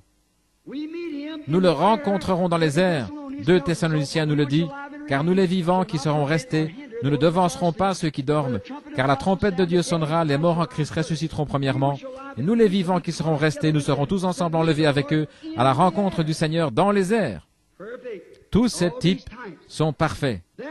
C'est pourquoi la théophanie, si vous êtes mort et que vous êtes entré dans cette théophanie, qu'arrive-t-il? La théophanie vient sur la terre pour prendre le corps racheté. Et si vous êtes ici dans l'air, vous prenez le corps pour rencontrer la théophanie. Vous y voilà. Et vous êtes enlevé pour aller à la rencontre du Seigneur dans les airs. Qui est ce Melchisédek si ce n'est Dieu? Maintenant, nous voyons ici clairement tout le secret de nos vies durant ce voyage, la mort, et où nous allons après la mort. De même, la prédestination apparaît ici clairement. Maintenant, écoutez attentivement alors que nous enseignons ceci. Les étapes du dessein éternel qu'il avait dans son secret ont maintenant été révélées. Remarquez, il y a encore 3 étapes pour conduire à la perfection. La manière qu'il utilise pour racheter le monde est pareille à celle qu'il utilise pour racheter son Église. Il rachète les gens à travers 3 étapes. Premièrement, il y a la justification, comme Luther l'a prêché. Deuxièmement, la sanctification, comme Wesley l'a prêché. Troisièmement, le baptême du Saint-Esprit, c'est juste. Puis vient l'enlèvement. Maintenant, le monde, comment a-t-il racheté le monde? La première chose qu'il a fait, lorsqu'il pécha, c'est de le laver dans le baptême d'eau. C'est vrai. Puis il laissa de la croix tomber son sang sur lui, le sanctifia et l'appela sa propriété. Puis que fait-il? De même qu'il a arraché de vous tout ce qui est du monde et qu'il a rénové le tout par le baptême ardent du Saint-Esprit, il rénovera aussi le monde. Il sera complètement brûlé par le feu et purifié de tout germe jusqu'à des millions de kilomètres d'altitude. Et tout sera nettoyé. Il y aura alors un nouveau ciel et une nouvelle terre, de même que vous êtes une nouvelle créature en Jésus-Christ, lorsque le Saint-Esprit s'empare de vous. Vous y voilà. La chose est tout ce qu'il y a de plus clair. Tout va par 3. La naissance naturelle est en 3 temps. Qu'arrive-t-il premièrement à la femme qui a un bébé? Qu'est-ce qui vient en premier? L'eau. Et ensuite, le sang. Et quel est le processus suivant? La vie. L'eau, le sang, l'esprit. Qu'arrive-t-il à la plante? Elle pourrit. Quelle est la première chose? La tige. Ensuite, l'épi. Quelle est la chose suivante? La balle. Puis le grain sort de là. Il y a les 3 étapes jusqu'à ce que cela arrive au grain. Exactement. Dieu confirme cela. Cela a toujours été juste. Dieu confirme que c'est la vérité. Cela montre clairement que celui qui est prédestiné est le seul à être considéré dans la rédemption. Avez-vous saisi? Laissez-moi répéter cela. Celui qui est prédestiné est le seul à être considéré dans la rédemption. Les gens peuvent agir comme s'ils l'étaient ou penser qu'ils le sont. Mais la véritable rédemption est pour ceux qui sont prédestinés. Parce que le mot rédempter ou racheter signifie ramener. Est-ce juste? La rédemption, racheter quoi que ce soit, c'est le ramener à sa place originale. Alléluia. Donc seuls les prédestinés seront ramenés parce que les autres ne venaient pas de là. Voyez, ramenés. Étant au commencement éternel avec lui, la vie éternelle que vous aviez, la pensée qu'il avait de vous, il voulait seulement que vous, il voulait que je me tienne à la chair, par exemple. Il voulait que vous soyez assis là ce soir. Nous accomplissons alors son dessein éternel. Et celui qui a quitté la maison est venu sur la terre seulement pour accomplir son dessein. Est-ce juste? Très bien. Alors, une fois que c'est terminé, il est ramené dans un état glorifié. Il est mûr et ramené. Ce n'est pas étonnant que Paul ait pu dire, alors qu'il construisait l'échafaud sur lequel on allait lui couper la tête, « Ô mort, où est ton aiguillon? Ô tombe, où est ta victoire? Mais grâce soit rendue à Dieu qui nous donne la victoire. » Il ajouta, « Ô mort, dis-moi comment tu peux arriver à me faire crier. Tombe, dis-moi comment tu vas me retenir, car je suis en possession de la vie éternelle. » Amen. Il le reconnut. La mort, l'enfer, la tombe, rien ne pouvait le retenir. Et rien ne peut nous nuire. Nous avons la vie éternelle. Il réalisa qu'il était béni avec la vie éternelle. C'est comme une petite goutte de rosée. Si je comprends ce qui se passe, je ne m'y connais pas trop en chimie, mais il doit se trouver que le refroidissement de l'humidité ou de l'atmosphère, et lorsque la nuit devient froide et obscure, cela tombe du ciel et forme des gouttes sur le sol. C'est tombé de quelque part. Le lendemain matin, avant le lever du soleil, cette petite goutte se trouve là, toute frissonnante, mais laissez simplement le soleil se lever et regardez-la commencer à briller. Elle est heureuse. Pourquoi? Le soleil va l'appeler et la faire revenir à l'endroit d'où elle venait. Et c'est ainsi avec un chrétien. Alléluia! Nous savons, lorsque nous entrons dans la présence de Dieu, il y a quelque chose en nous qui nous dit que nous venons de quelque part et nous y retournons par cette puissance qui nous attire. La petite goutte de rosée étincelle, brille et jubile parce qu'elle sait qu'elle vient de là-haut et que ce soleil va l'y faire remonter. Et un homme qui est un attribut de Dieu, né de Dieu, il sait, alléluia, lorsqu'il entre en contact avec le Fils de Dieu, qu'un jour il sera tiré en haut et quittera cet endroit. Car si je suis élevé de la terre, j'attirerai tous les hommes à moi. Amen. Maintenant, remarquez, nous voyons Melchisédek. Et pourquoi Marie n'était pas sa mère? C'est la raison pour laquelle il l'appela femme, non pas mère. Il n'avait pas de père, car il était le Père, le Père éternel, les trois en un. Il n'avait pas de mère? Certainement pas. Il n'avait pas de père, car il était le Père. Comme le poète l'a dit une fois, en adressant un grand compliment à Jésus. Il a dit, « Je suis celui qui parla à Moïse dans un buisson ardent qui brûlait. Je suis le Dieu d'Abraham, l'étoile brillante du matin. Je suis l'alpha, l'oméga, le commencement et la fin. Je suis la création entière. Et Jésus est le nom. Oh, qui dites-vous que je suis? Et d'où disent-ils que je suis venu? Connais-tu mon Père? Où peux-tu dire son nom? Alléluia. C'est le nom du Père. Oui, je suis venu au nom de mon Père. Et vous ne m'avez pas reçu. Certainement. Il est le même hier, aujourd'hui, éternellement. Et ce Melchisédek devint chair. Il se révéla comme fils de l'homme. Quand il vint en tant que prophète, il vint sous trois noms de fils. Le Fils de l'homme, le Fils de Dieu, le Fils de David. Lorsqu'il était ici sur la terre, il était un homme pour accomplir les Écritures. Moïse a dit, « L'Éternel votre Dieu vous suscitera un prophète comme moi. » Il devait donc venir comme prophète. Il n'a jamais dit « Je suis le Fils de Dieu », mais plutôt « Je suis le Fils de l'homme ». Croyez-vous le Fils de l'homme? C'est de cela qu'il devait témoigner, parce que c'est ce qu'il était. Maintenant, il est venu sous le nom d'un autre Fils, le Fils de Dieu, l'invisible, l'Esprit. Et lorsqu'il reviendra, il sera fils de David pour s'asseoir sur son trône. Lorsqu'il était ici et qu'il fut fait chair, il fut appelé le Fils de l'homme. Or, comment se fit-il connaître au monde en tant que Fils de l'homme? Le prophète. Un jour, je racontais l'histoire de Pierre et d'André, son frère. Ils étaient pêcheurs. Et leur père, Jonas, était un grand croyant. On dit qu'un jour, il s'assit sur le bord du bateau et leur dit, « Mes fils, vous savez comment nous avons prié lorsque nous avions besoin de poissons, c'était des pêcheurs de métier. Il dit, « Nous avons fait confiance à Dieu, Jéhovah, pour vivre. Et je deviens vieux maintenant. Je ne peux pas rester beaucoup plus longtemps avec vous, mes garçons. » Et avec tous les véritables croyants, attendu le temps où ce Messie viendrait. Nous avons eu toutes sortes de faux, mais il en viendra un véritable un jour. Et il ajouta, lorsque ce Messie viendra, « Je ne veux pas, mes garçons, que vous soyez trompés.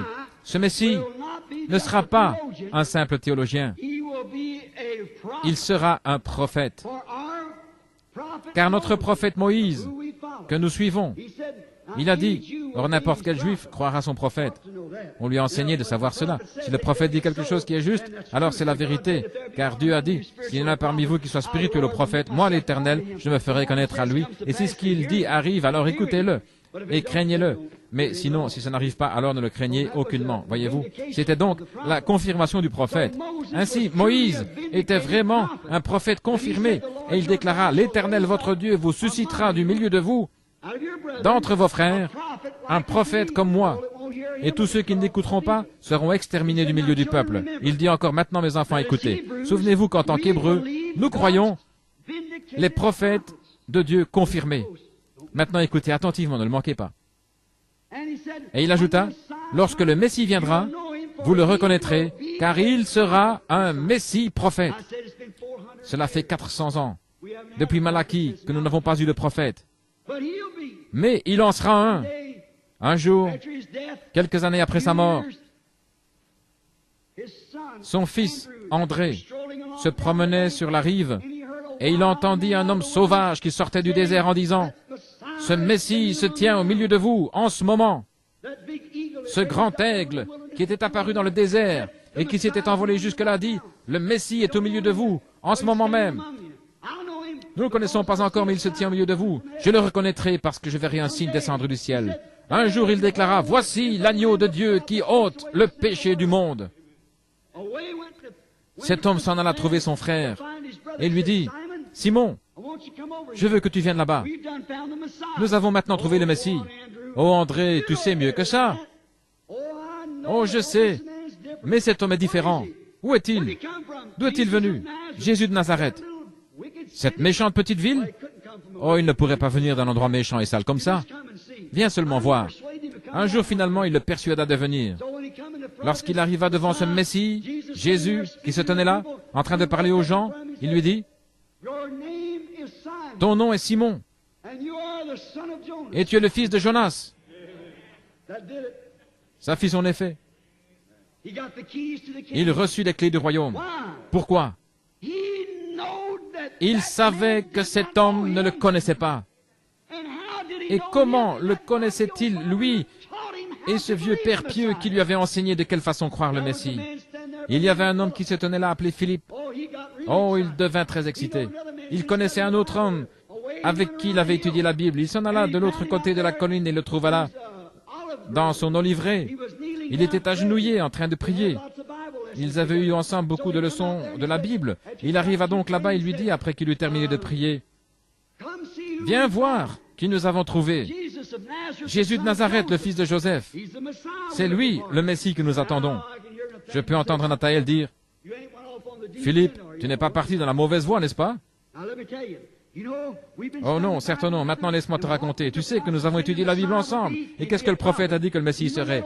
Un prophète. Tu te souviens de ce vieux pêcheur appelé Simon, chez qui tu as acheté du poisson et qui n'a pas suffisamment d'instructions pour signer son nom? Oui, bien sûr. Il est arrivé là-bas, tu sais quoi? Ce Jésus de Nazareth lui a dit qu'il s'appelait Simon, a changé son nom en celui de Pierre, ce qui est un petit caillou, et lui a dit qui était son père. Eh bien, il dit, je me demande, quelque chose de bon pourrait-il sortir de Nazareth? Il lui a dit, ne parlons pas de cela, viens seulement voir. C'est une bonne idée, viens voir. Voici donc Philippe qui vient avec Nathanaël. Et Jésus se tenait probablement là en train de parler et de prier pour les malades dans la ligne de prière. Et lorsqu'il arriva à l'endroit où Jésus se trouvait, Jésus le regardait et dit, « Voici un Israélite dans lequel il n'y a point de fraude. » Maintenant vous dites, eh bien c'est par la manière dont il était habillé. Oh non, tous les orientaux s'habillaient de la même manière. Ils auraient pu être un Syrien, n'importe quoi d'autre. Une barbe, un vêtement. Il dit, voici un Israélite dans lequel il n'y a point de fraude. En d'autres termes, un homme honnête, sincère. Eh bien cela dégonfla un peu Nathanaël, qui lui dit alors, Rabbi, ce qui signifie maître, Rabbi, d'où me connais-tu? Comment savais-tu que j'étais juif? Comment savais-tu que j'étais honnête, que je n'avais pas de fraude? Il lui répondit, avant que Philippe t'appelât, quand tu étais sous l'arbre, je t'ai vu.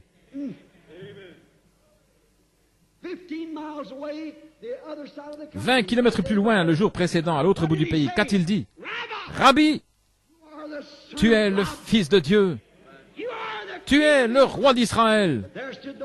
Mais il y avait là ces prêtres prétentieux, guindés, qui disaient, cet homme est Belzébul, un diseur de bonne aventure.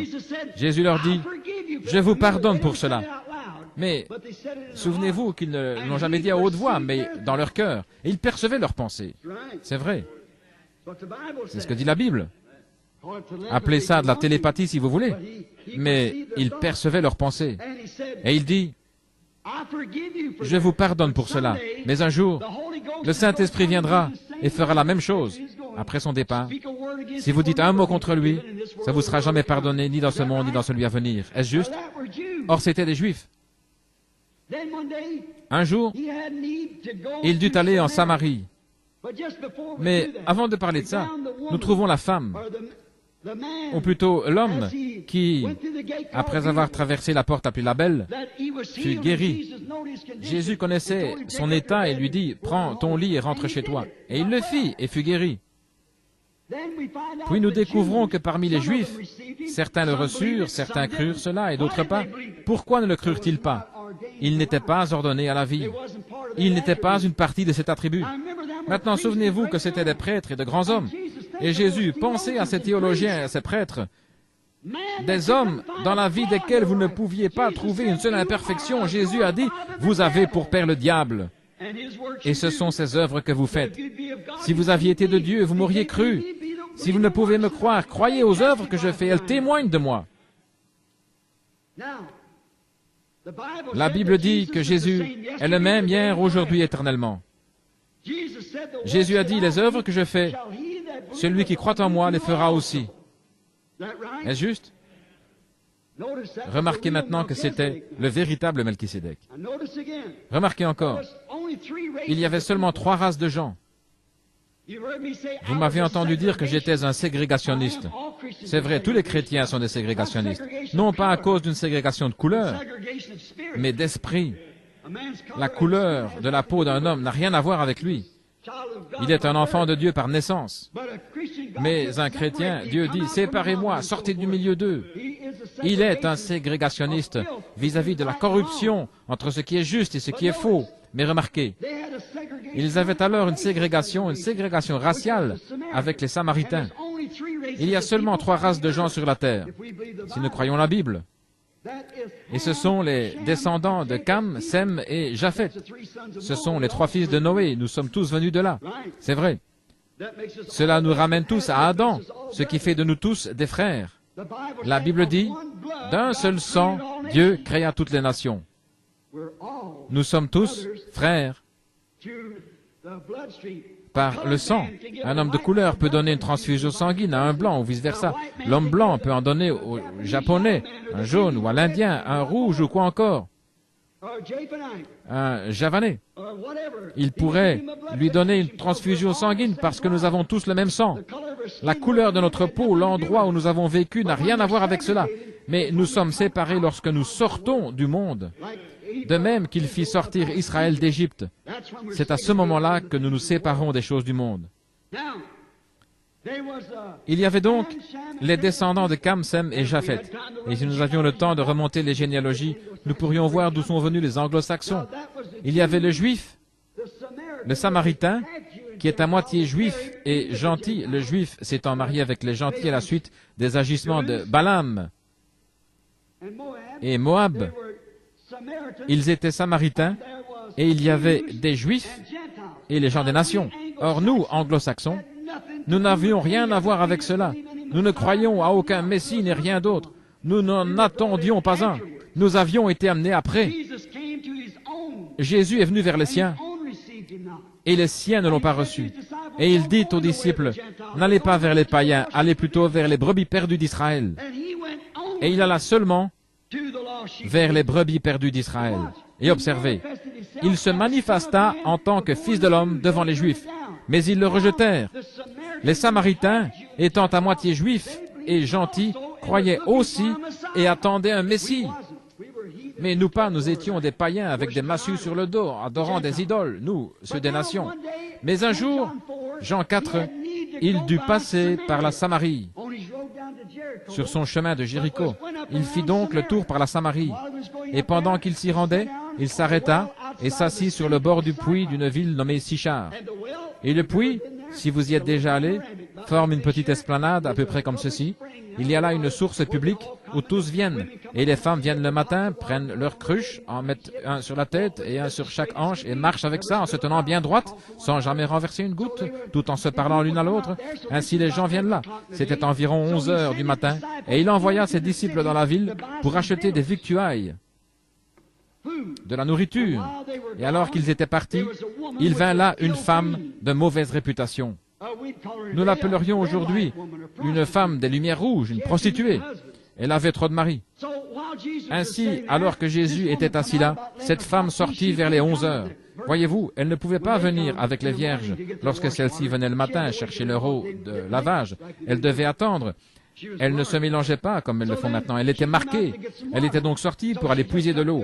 Elle prit la corde, y fixa la cruche et commença à la laisser descendre. Elle entendit quelqu'un dire, « Femme, apporte-moi à boire. » Maintenant, souvenez-vous, c'est Melchisédek.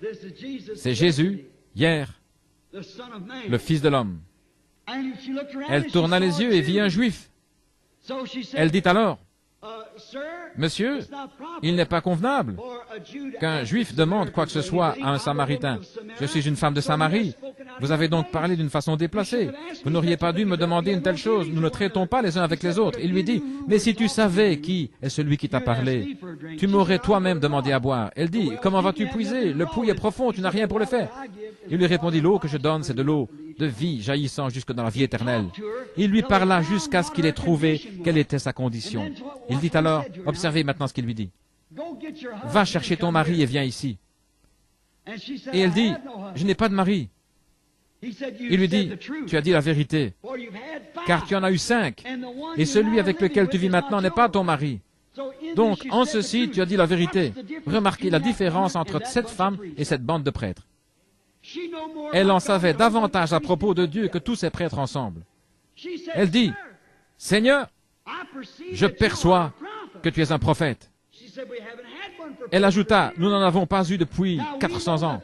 Cependant, nous savons que le Messie va venir, et lorsqu'il sera là, c'est ce qu'il fera. » C'était le signe du Messie, car il était le Fils de l'homme. Elle dit, « C'est ce qu'il fera lorsqu'il viendra. Tu dois être son prophète. » Il dit, « Je le suis. » Personne d'autre ne pouvait dire cela. Elle laissa tomber sa cruche et courut jusqu'à la ville, en disant, « Venez voir un homme qui m'a dit ce que j'ai fait. » Ne serait-ce point le Messie lui-même? Maintenant, souvenez-vous, il a promis de faire cette même chose à la fin du temps des gentils. Les Juifs avaient eu 4000 ans pour attendre ce Messie. 4000 ans d'enseignement disant qu'il allait venir et ce qu'il ferait lorsqu'il serait là. Et ils manquèrent de le voir, ils manquèrent de le reconnaître. Et lorsqu'il se fit connaître conformément aux termes bibliques, il avait été une théophanie. Il devait ensuite chair et habita parmi eux. Ils manquèrent de le voir et appelèrent ses œuvres les œuvres du diable. Maintenant, nous avons eu 2000 ans d'enseignement, en passant après les apôtres par l'Église catholique romaine, puis de l'Église romaine à la grecque, etc., jusqu'à l'âge de Luther, de Wesley, et encore par 900 organisations différentes. Au cours du temps, ils ont eu l'enseignement de tous ces âges. Or, il a promis que juste avant que la fin des temps arrive, ce tableau de Sodome et Gomorrhe, ce qui arriva du temps de Sodome arrivera de même à la fin des temps où le Fils de l'homme se révélera de nouveau. Encore un peu de temps et le monde ne me verra plus. Mais vous, vous me verrez. Car un pronom personnel, je serai avec vous et même en vous jusqu'à la consommation, la fin du monde. Je serai avec vous. Il est le même hier, aujourd'hui et éternellement. Vous voyez, la Samaritaine, d'après mon message d'hier soir, venait d'Agar, voyez, un type perverti. Les Juifs venaient de Sarah, où était Saranite, mais le gentil venait de Marie, la semence royale d'Abraham. Or, il est promis que dans ces derniers jours, ce même Dieu, ce même Christ reviendrait ici et se révélerait en tant que Fils de l'homme. Pourquoi? Il est le même hier, aujourd'hui, éternellement. S'il laissait ces Juifs s'en tirer, s'il leur a donné ce signe messianique, et ensuite arrivé à la fin des enseignements des nations, il laissait ceux-ci simplement entrer sur base de la théologie, il serait injuste. Il doit faire la même chose, parce que la Bible dit dans Hébreux 13:8 qu'il est le même. Et il a promis dans Malachie 4 et dans tous les autres passages de l'Écriture que dans les derniers jours, l'Église serait exactement comme elle l'est aujourd'hui et le monde également. Regardez le monde aujourd'hui. Regardez la condition sodomite. Regardez les tremblements de terre en différents endroits et les choses qui arrivent. Regardez l'Église dans le gâchis de Babylone. Où elle se trouve. Regardez le messager qui lui est envoyé, un Oral Roberts et un Billy Graham. G-R-A-H-A-M. C'est la première fois de tous les temps que nous avons un messager pour toutes les églises dont le nom se termine en H-A-M comme Abraham. A-B-R-A-H-A-M est formé de 7 lettres. G-R-A-H-A-M fait 6 lettres. À qui est-il envoyé? Au monde. 6 est un nombre d'hommes. L'homme fut créé le 6e jour, mais 7 est le nombre de Dieu. Maintenant, regardez-les là-bas à Sodome. Il y a leur messager qui leur parle. Mais alors, où est cette semence royale d'Abraham? Où est leur signe se rapportant à ce qu'il a dit, ce qui arriva du temps de Sodome, où Dieu descendit et fut manifesté dans la chair humaine et dit ce que Sarah pensait dans son cœur, dans l'attente derrière lui. Le dernier signe, avant que le monde des nations fût détruit par le feu. Et l'Église a reçu son dernier signe, avant que le monde entier soit détruit, que ce royaume des nations soit détruit par le feu et la colère de Dieu. Croyez-vous cela? Ce Melchisédek était chair, représenté dans un corps humain, et plus tard, il devint chair. Et maintenant, ce soir, il est le même hier, aujourd'hui et éternellement. Le croyez-vous? Qui est alors ce Melchisédek? Qui est le même hier? Il n'a jamais eu de père, il n'a jamais eu de mère. Ses jours n'ont jamais eu de commencement. Il n'a jamais eu de fin de vie. Il rencontra Abraham. Et quel genre de signe a-t-il accompli? Ensuite, lorsqu'il fut fait chair, il dit que cela devrait se répéter juste avant la fin des temps. Vous le croyez? Je le crois. Prions. Cher Dieu, je crois les Écritures où tu as dit que tu étais le même hier, aujourd'hui, éternellement. Sincèrement, dans mon cœur, Seigneur, je sais que quelque chose est sur le point d'arriver. Je ne peux pas l'identifier exactement. J'ai peur de dire quoi que ce soit, Seigneur. Tu connais le cœur de tes serviteurs. Combien de fois, à travers les âges, quand tu as envoyé des choses, les gens ont manqué de les saisir. L'homme loue constamment Dieu pour ce qu'il a fait et parle des grandes choses qu'il va faire, mais il ignore ce qu'il est en train de faire. Il en a été ainsi à travers les âges. Pourquoi l'Église romaine a-t-elle manqué de voir en Saint Patrick un prophète de Dieu? Pourquoi ont-ils tué Jeanne d'Arc alors qu'elle était une prophétesse? et l'ont-ils brûlé comme une sorcière? Père, c'est toujours après coup. Tu le caches aux yeux des sages et des intelligents. Ce n'est pas étonnant que tu aies dit à ces prêtres, vous ornez les tombeaux des prophètes, et vous êtes ceux qui les y mettez. Après leur départ, ils voient leur faute. Ils te persécutent toujours, Seigneur, en quelque forme que tu viennes. Je te prie ce soir, ô Dieu, de le faire encore juste une fois. Demain, il est prévu que nous allions à Tucson. Nous devons prêcher dans d'autres parties du monde et d'autres villes. Mais, cher Dieu, il y a peut-être des étrangers ici ce soir qui ont entendu prêcher des choses, mais qui ne les ont jamais vues manifester. Comme je te l'ai demandé au commencement, lorsque ses disciples, Cléopas et son ami, venaient d'Emmaüs et marchaient sur la route, tu es sorti de derrière les buissons et tu as commencé à leur parler après la résurrection et à leur prêcher. Eh bien, il a dit, « Ô homme sans intelligence et dont le cœur est lent à croire, ne savez-vous pas que Christ devait souffrir ces choses et entrer dans sa gloire?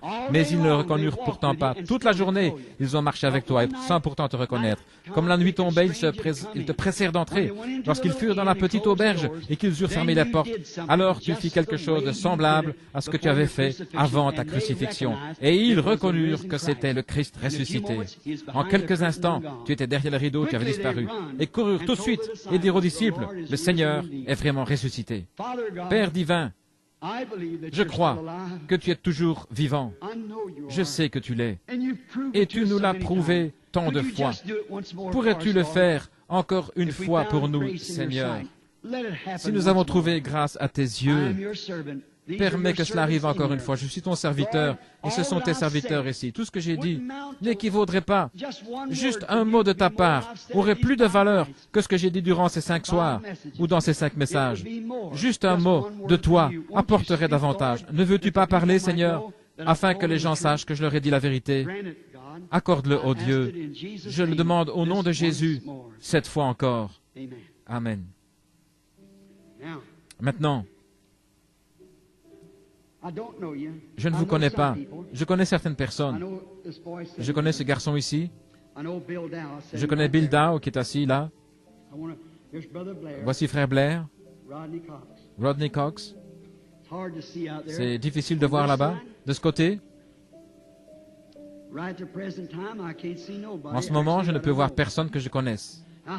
Maintenant, combien ici savent que je leur suis étranger? Levez la main. Savent que je ne sais rien à leur sujet? Levez la main des deux côtés. Combien ici ont quelque chose qui ne va pas et à propos duquel vous savez que je ne sais rien? Voulez-vous lever la main? Maintenant, il me serait absolument et totalement impossible de savoir quoi que ce soit à votre sujet. Dans le cas contraire, cela devrait alors venir d'une révélation de l'Esprit. Et étant donné que je vous ai dit tous ces soirs et ce soir encore qu'il n'est pas mort, il est ici et il a promis de faire la même chose. Et il a aussi promis que le temps viendrait dans les derniers jours, où selon Malachie 4 et Saint Luc, il apparaîtrait de nouveau dans une forme humaine parmi son peuple et ferait la même chose, révélerait les mêmes choses, le même signe messianique. Combien savent cela? Vous, lecteurs de la Bible, qui savez que c'est vrai, dites Amen. Ils doivent être tous des lecteurs de la Bible. Maintenant, je sais que c'est étranger aux gens aujourd'hui, mais pourtant c'est la vérité. C'est la raison pour laquelle ils ne reconnurent pas Jésus de Nazareth. Ils reconnurent le credo de leur Église, mais ils ne reconnurent pas lui. Cependant, il est venu exactement comme la Bible le disait. Non pas en tant que théologien ou prêtre, il est venu en tant que prophète. Et les siens ne l'ont pas reçu. Maintenant, si Dieu garde sa parole, et s'il se trouve que cela tombe sur quelqu'un que je connais, alors je prendrai quelqu'un d'autre. Voyez-vous, je veux quelqu'un que je ne connais pas. Maintenant, je désire que vous priez. Maintenant, regardez, il y avait une fois une petite femme qui avait une infirmité. Elle avait dépensé son argent chez les médecins, ils ne pouvaient pas lui faire de bien. Et elle dit en son cœur, si je peux toucher le vêtement de cet homme, je serai guéri. Vous vous souvenez de l'histoire? Ainsi, tous essayèrent de la retenir. Mais elle se faufila à travers les gens jusqu'à ce qu'elle touche son vêtement et puis elle alla s'asseoir. Maintenant, écoutez attentivement. Et quand elle a fait ça, Jésus s'est retourné. Il a dit, qui m'a touché? Eh bien, l'apôtre Pierre, il le reprit. Il a peut-être dit quelque chose comme « Seigneur, ne dis pas une chose comme ça. Les gens croiront qu'il y a quelque chose qui ne va pas avec toi. Parce que lorsque tu leur demandes de manger ta chair et boire ton sang, ils pensent déjà que quelque chose ne va pas. Et tu dis « Qui m'a touché ?» Or toute la foule te touche. Il répondit « Oui, mais je sens qu'une vertu est sortie de moi. » C'était un toucher différent. Or tout le monde sait que la vertu, c'est la force. Je suis devenu faible. Une vertu m'a quitté. Et il parcourut l'auditoire des yeux jusqu'à ce qu'il ait découvert la petite femme. Et il lui parla de sa perte de sang. Et elle sentit dans son corps que celle-ci s'était arrêtée. Est-ce juste? Et il dit, ta foi t'a sauvé. Le mot grec pour ceci, c'est sozo, ce qui signifie sauver physiquement ou spirituellement. C'est pareil. Simplement sauver. Il est votre sauveur. Maintenant, si c'était lui hier, et la façon dont il agissait pour prouver qu'il était parmi les gens, le Messie promis, et que c'est ainsi qu'il s'identifia selon la promesse de la Bible, il devrait faire la même chose maintenant. Ne devrait-il pas faire la même chose? Vous dites, l'a-t-il dit à propos de la guérison des malades? Oui. Le livre des Hébreux, la partie de la Bible que je viens de lire, dit que Jésus-Christ est maintenant notre souverain sacrificateur, qui peut être touché en ressentant nos infirmités. Combien savent que c'est la vérité? La Bible le dit. Il est maintenant le grand prêtre qui peut être touché par le senti de nos infirmités. Alors, s'il est le même grand prêtre, qu'alors? Comment agirait-il maintenant? Il devrait agir de la même façon qu'à ce moment-là, s'il est le même souverain sacrificateur. Maintenant, il se peut, je ne suis pas votre souverain sacrificateur. Vous pourriez me toucher et ce serait exactement comme si vous touchiez votre mari, votre frère ou quelqu'un d'autre, un homme. Mais laissez votre foi le toucher et observez ce qui arrive. Maintenant, si je suis le serviteur de Dieu et que je vous ai dit la vérité, Dieu confirmera que c'est la vérité. Et cela prouvera que Jésus-Christ est vivant ce soir et qu'il se tient ici. Est-ce juste? Maintenant, ayez foi. Juste un côté à la fois. Un côté. Vous qui êtes là, ayez foi. Je ferais mieux de rester ici au microphone parce qu'ils ne peuvent pas m'entendre. Que quelqu'un lève simplement les yeux vers Dieu et dise, « Oh Dieu, cet homme ne me connaît pas. Il ne sait rien de moi. Je lui suis parfaitement inconnu. Mais laisse ma foi te toucher, Seigneur. Tu sais ce qui ne va pas chez moi, Seigneur. Tu connais tout ce qui me concerne. Tu sais qui je suis. De même que tu as su qui était Pierre, qui était Nathanaël, et ce qui n'allait pas chez la femme qui avait la perte de sang. Et cet homme me dit que tu es le même hier, aujourd'hui, éternellement. Alors, Seigneur, laisse ma foi te toucher. Et s'il fait cela, et se révèle infailliblement ici, combien parmi vous croiront en lui de tout leur cœur? S'il le fait pour au moins une ou deux ou trois personnes, comme témoignage, que Dieu vous bénisse. Maintenant, Père Dieu, ceci est totalement hors de portée de tout homme. Cela devrait être un phénomène surnaturel.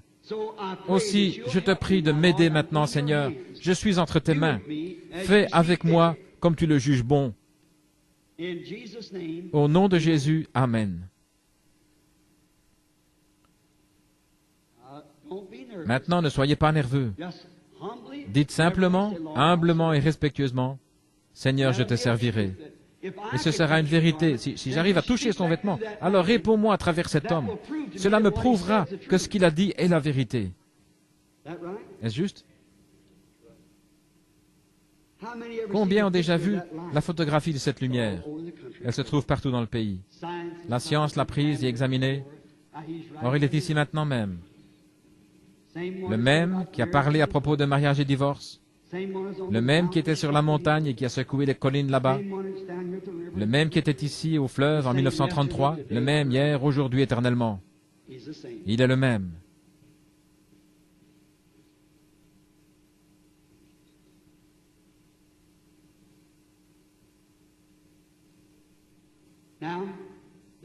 Maintenant, voici une femme.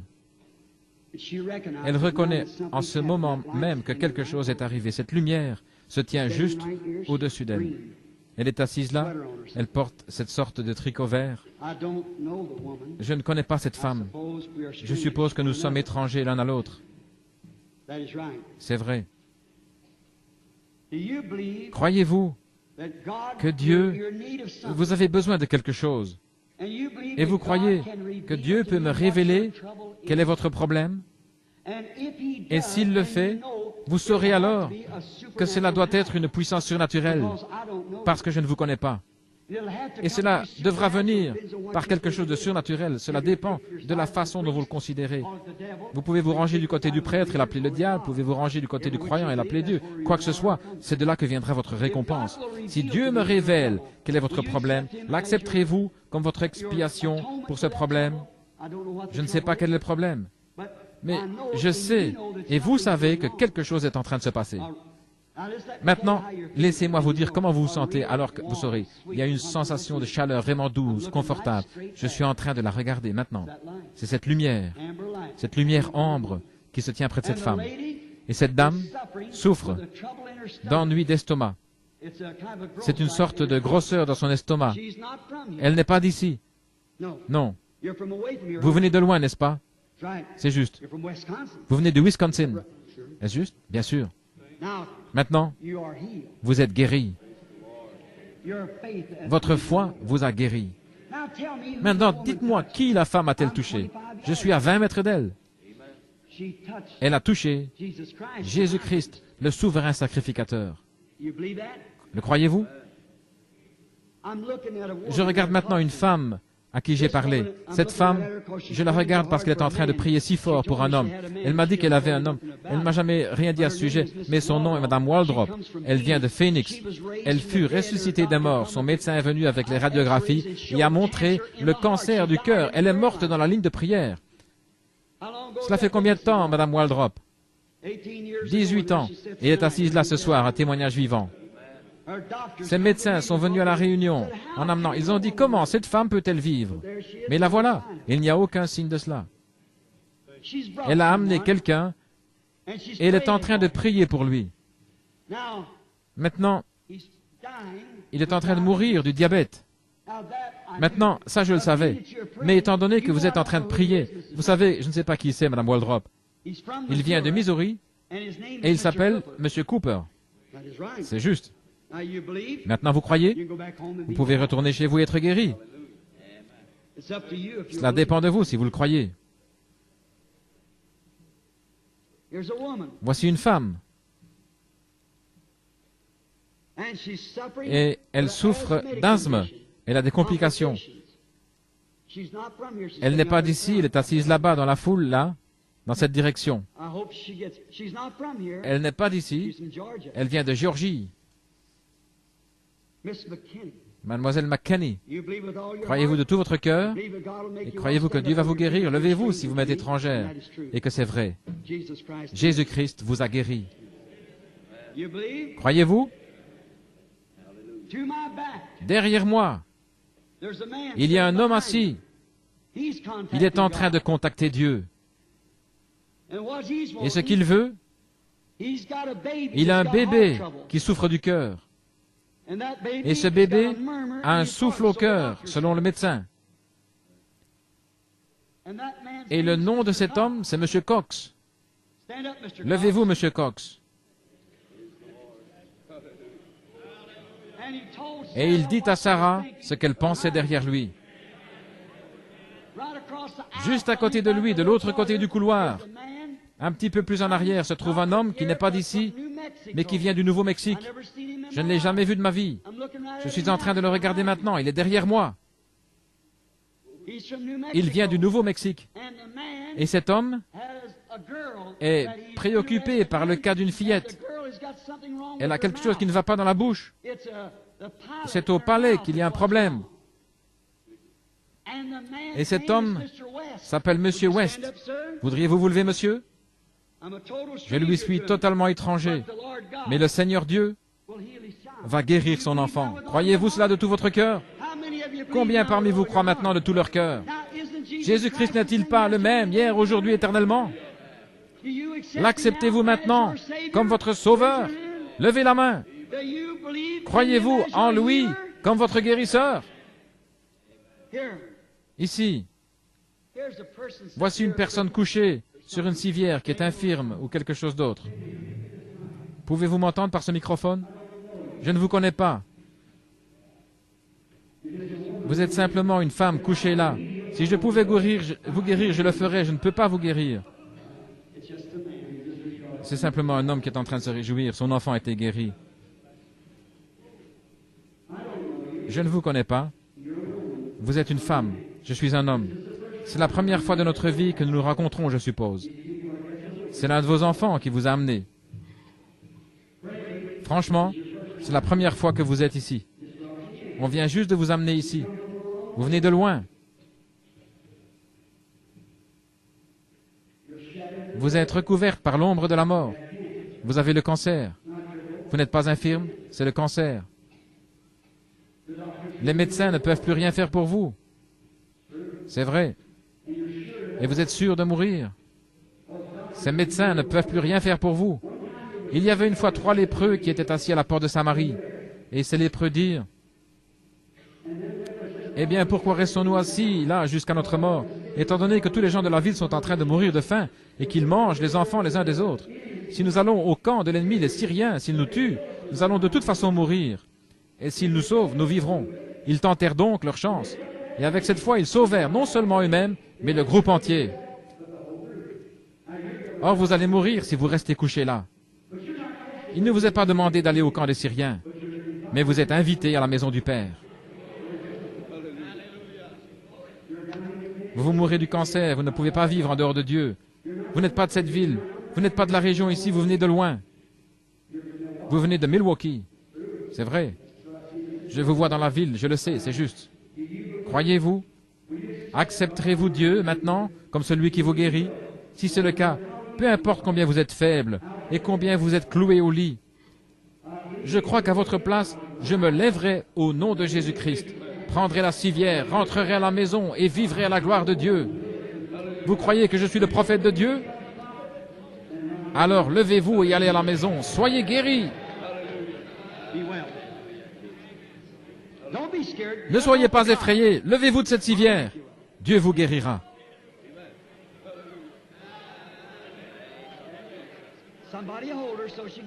Que quelqu'un la tienne afin qu'elle puisse se lever et recevoir de la force. Croyez-vous Dieu?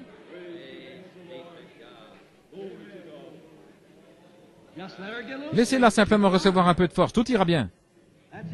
C'est ça, sœur. La voilà. Au nom du Seigneur Jésus, levons-nous et donnons la gloire à Dieu. Il est le même, hier, aujourd'hui, éternellement. Que le Seigneur Jésus-Christ vous bénisse.